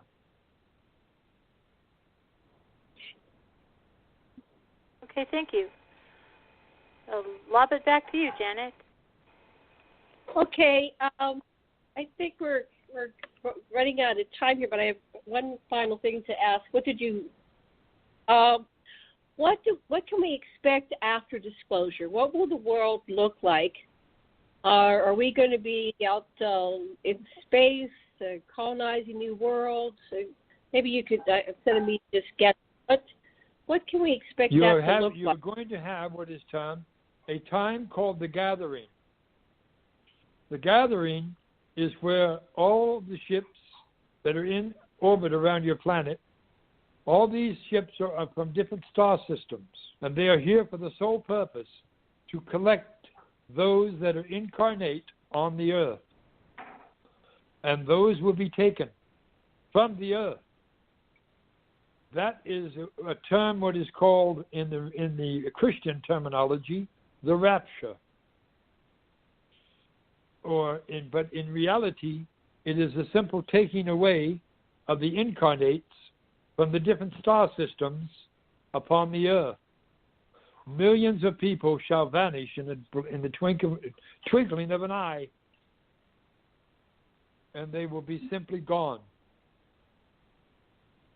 They will be taken back to their home worlds by way of the vessels that will be collecting them.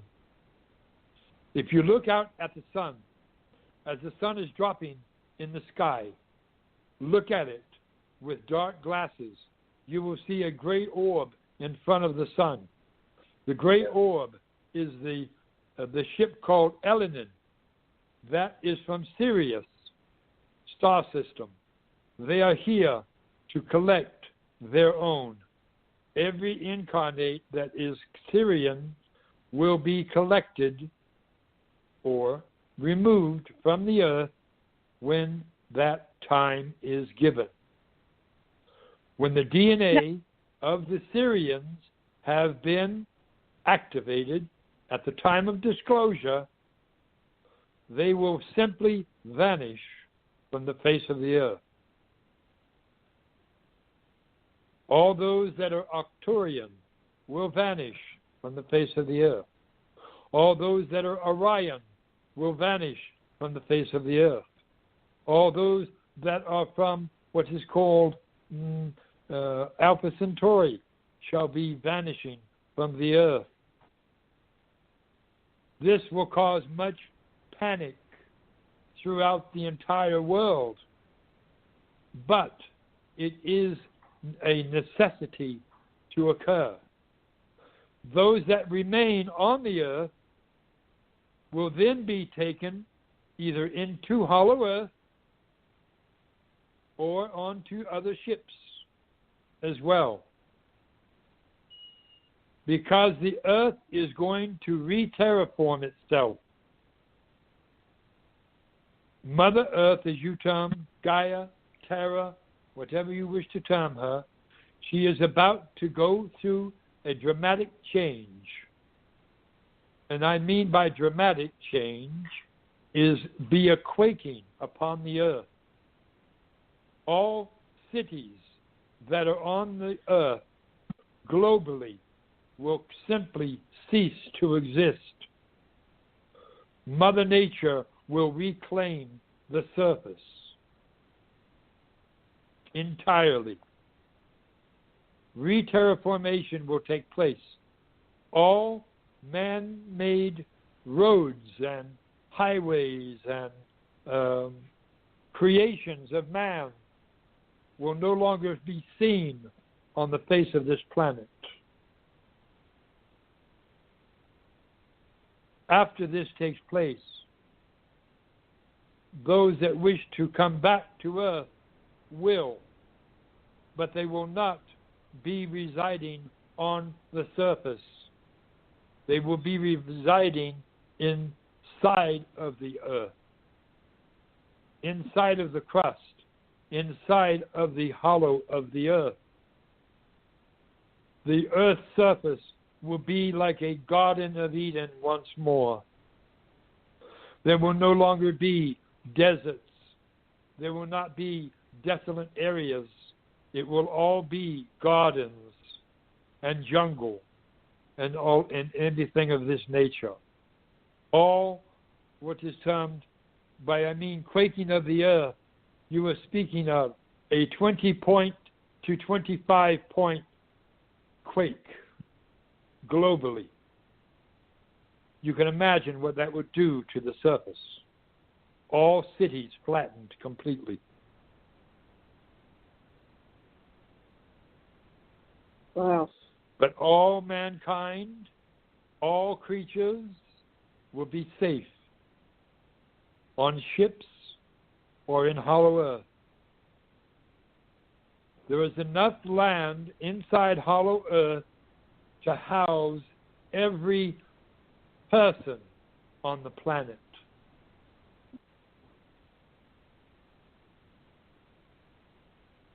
Wow.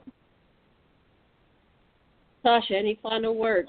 This is awesome. I hope this got recorded. Oh, yeah, this is being recorded. Oh, awesome. Thank you. Wow. Thank you, Zorra. I'm going to send out a healing pulse, global healing pulse, that is going to go out globally from your transmission, your show, and it is going to reach every household in the world. And when I do this, I'm going to count from 5 to 1. I'm going to say receive, and when I do, everyone globally is going to receive this energy. You that are here listening are going to get a super jolt, but those that are out and about around the world will also get a jolt as well, but it will be more intense for you. 5, 4, 3, 2, 1, receive!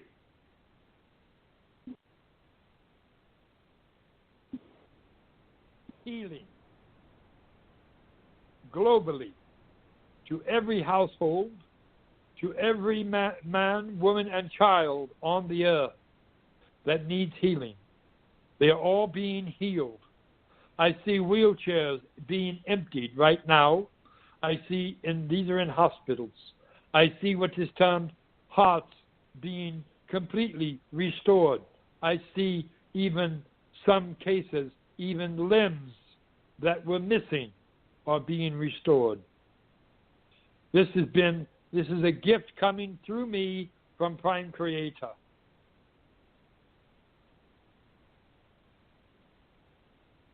How do you feel?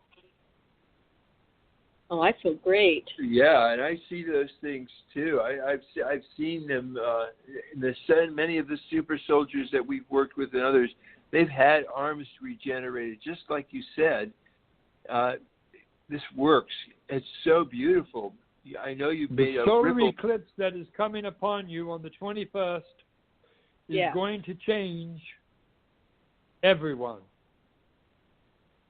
Oh. It is going to enlighten everyone. Those that were asleep will be awakened. Those that are awakened will be enlightened. Those that were on the fence will be jumping off the fence. Those that require healing will get healing on that day. Those that require understanding will get the understanding. Those that have veils upon their eyes, the veil will be lifted on that day.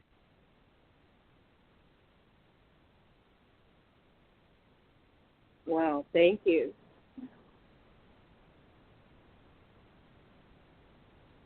Oh, okay.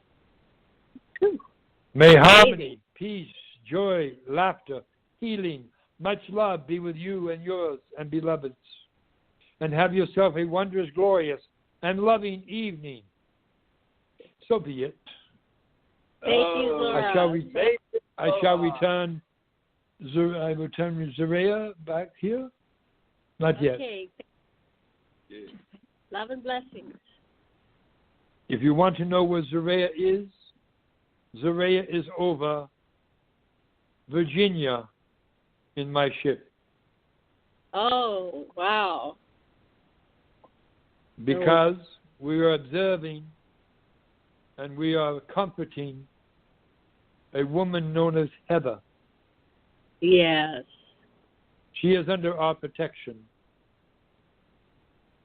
And Well, she will soon be released. Mm-hmm. She is soon to be released. Each and every one of you out there are millionaires or billionaires or trillionaires, but you do not know it. And it comes from your Social Security number.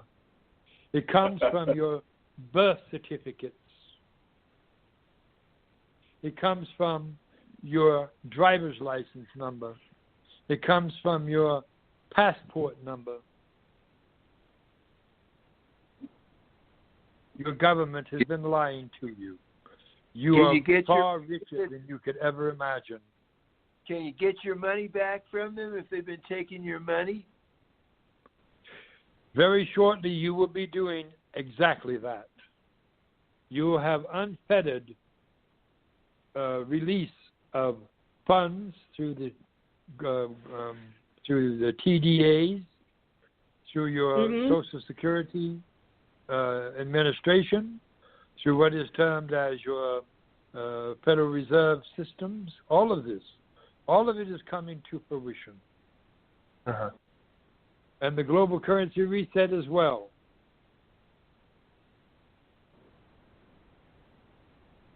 Yeah, we've been hearing a lot about that. So we're looking for the... Simply manifest it in your lives. Stop thinking in lack. Stop thinking that you cannot afford something. Always act as though it has occurred already and that you can afford anything that you desire.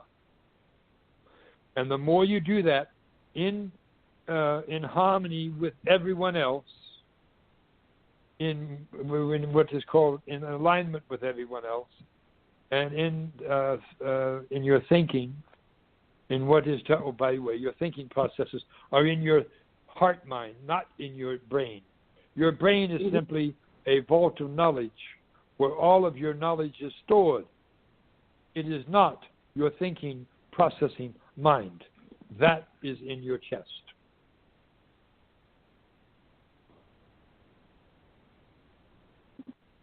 Wow. Thank you. We're looking forward to all these changes and revelations. So, Zorra, thank you very much. We'd love to talk to Zaraya and Jane and say goodbye. And we will contact everybody and do another show somewhere down the line. There's a lot more to cover. Well, my beloved daughter, Quasar, wants to speak with me, so I will not be bringing my beloved child home yet. Okay. It was a great show. Thank you. Thank you so much. We had a wonderful time. Wonderful getting to know all of you. Very nice. Very good. It was a great interview. Feel the love welling up inside of your hearts. If you are in the elderly generation, just do what is termed, take 3 deep breaths. On your third breath, breathe normally, and you are going to receive a new energized heart right now. 5, 4, 3, 2, 1, receive. Got it. That's wonderful. Wonderful. Thank you, Zaraya. Okay. So, it is done. I am finished. It is finished. Blessings. Okay. Many blessings to all of you. Thank you again for this wonderful interview. All right. Bye. Big time. Take care. Make aloha. Indeed. Aloha. Oh, take care. Take us on out. Okay, I shall. Thank you. Okay, back to Karen. She's got the helm, and she's going to Say bye, everybody.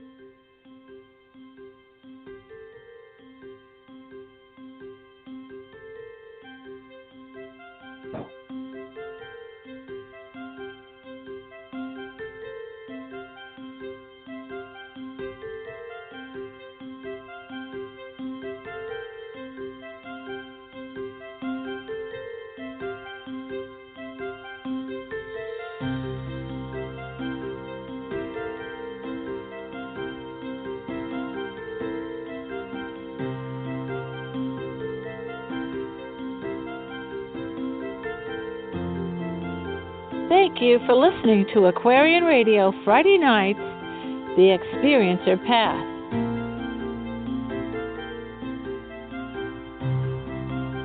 Thanks to the artists from freemusicarchive.org, Ketsa for Live With No Fear, and Scott Holmes, Mother Nature. You have been listening to the Aquarian Radio Network.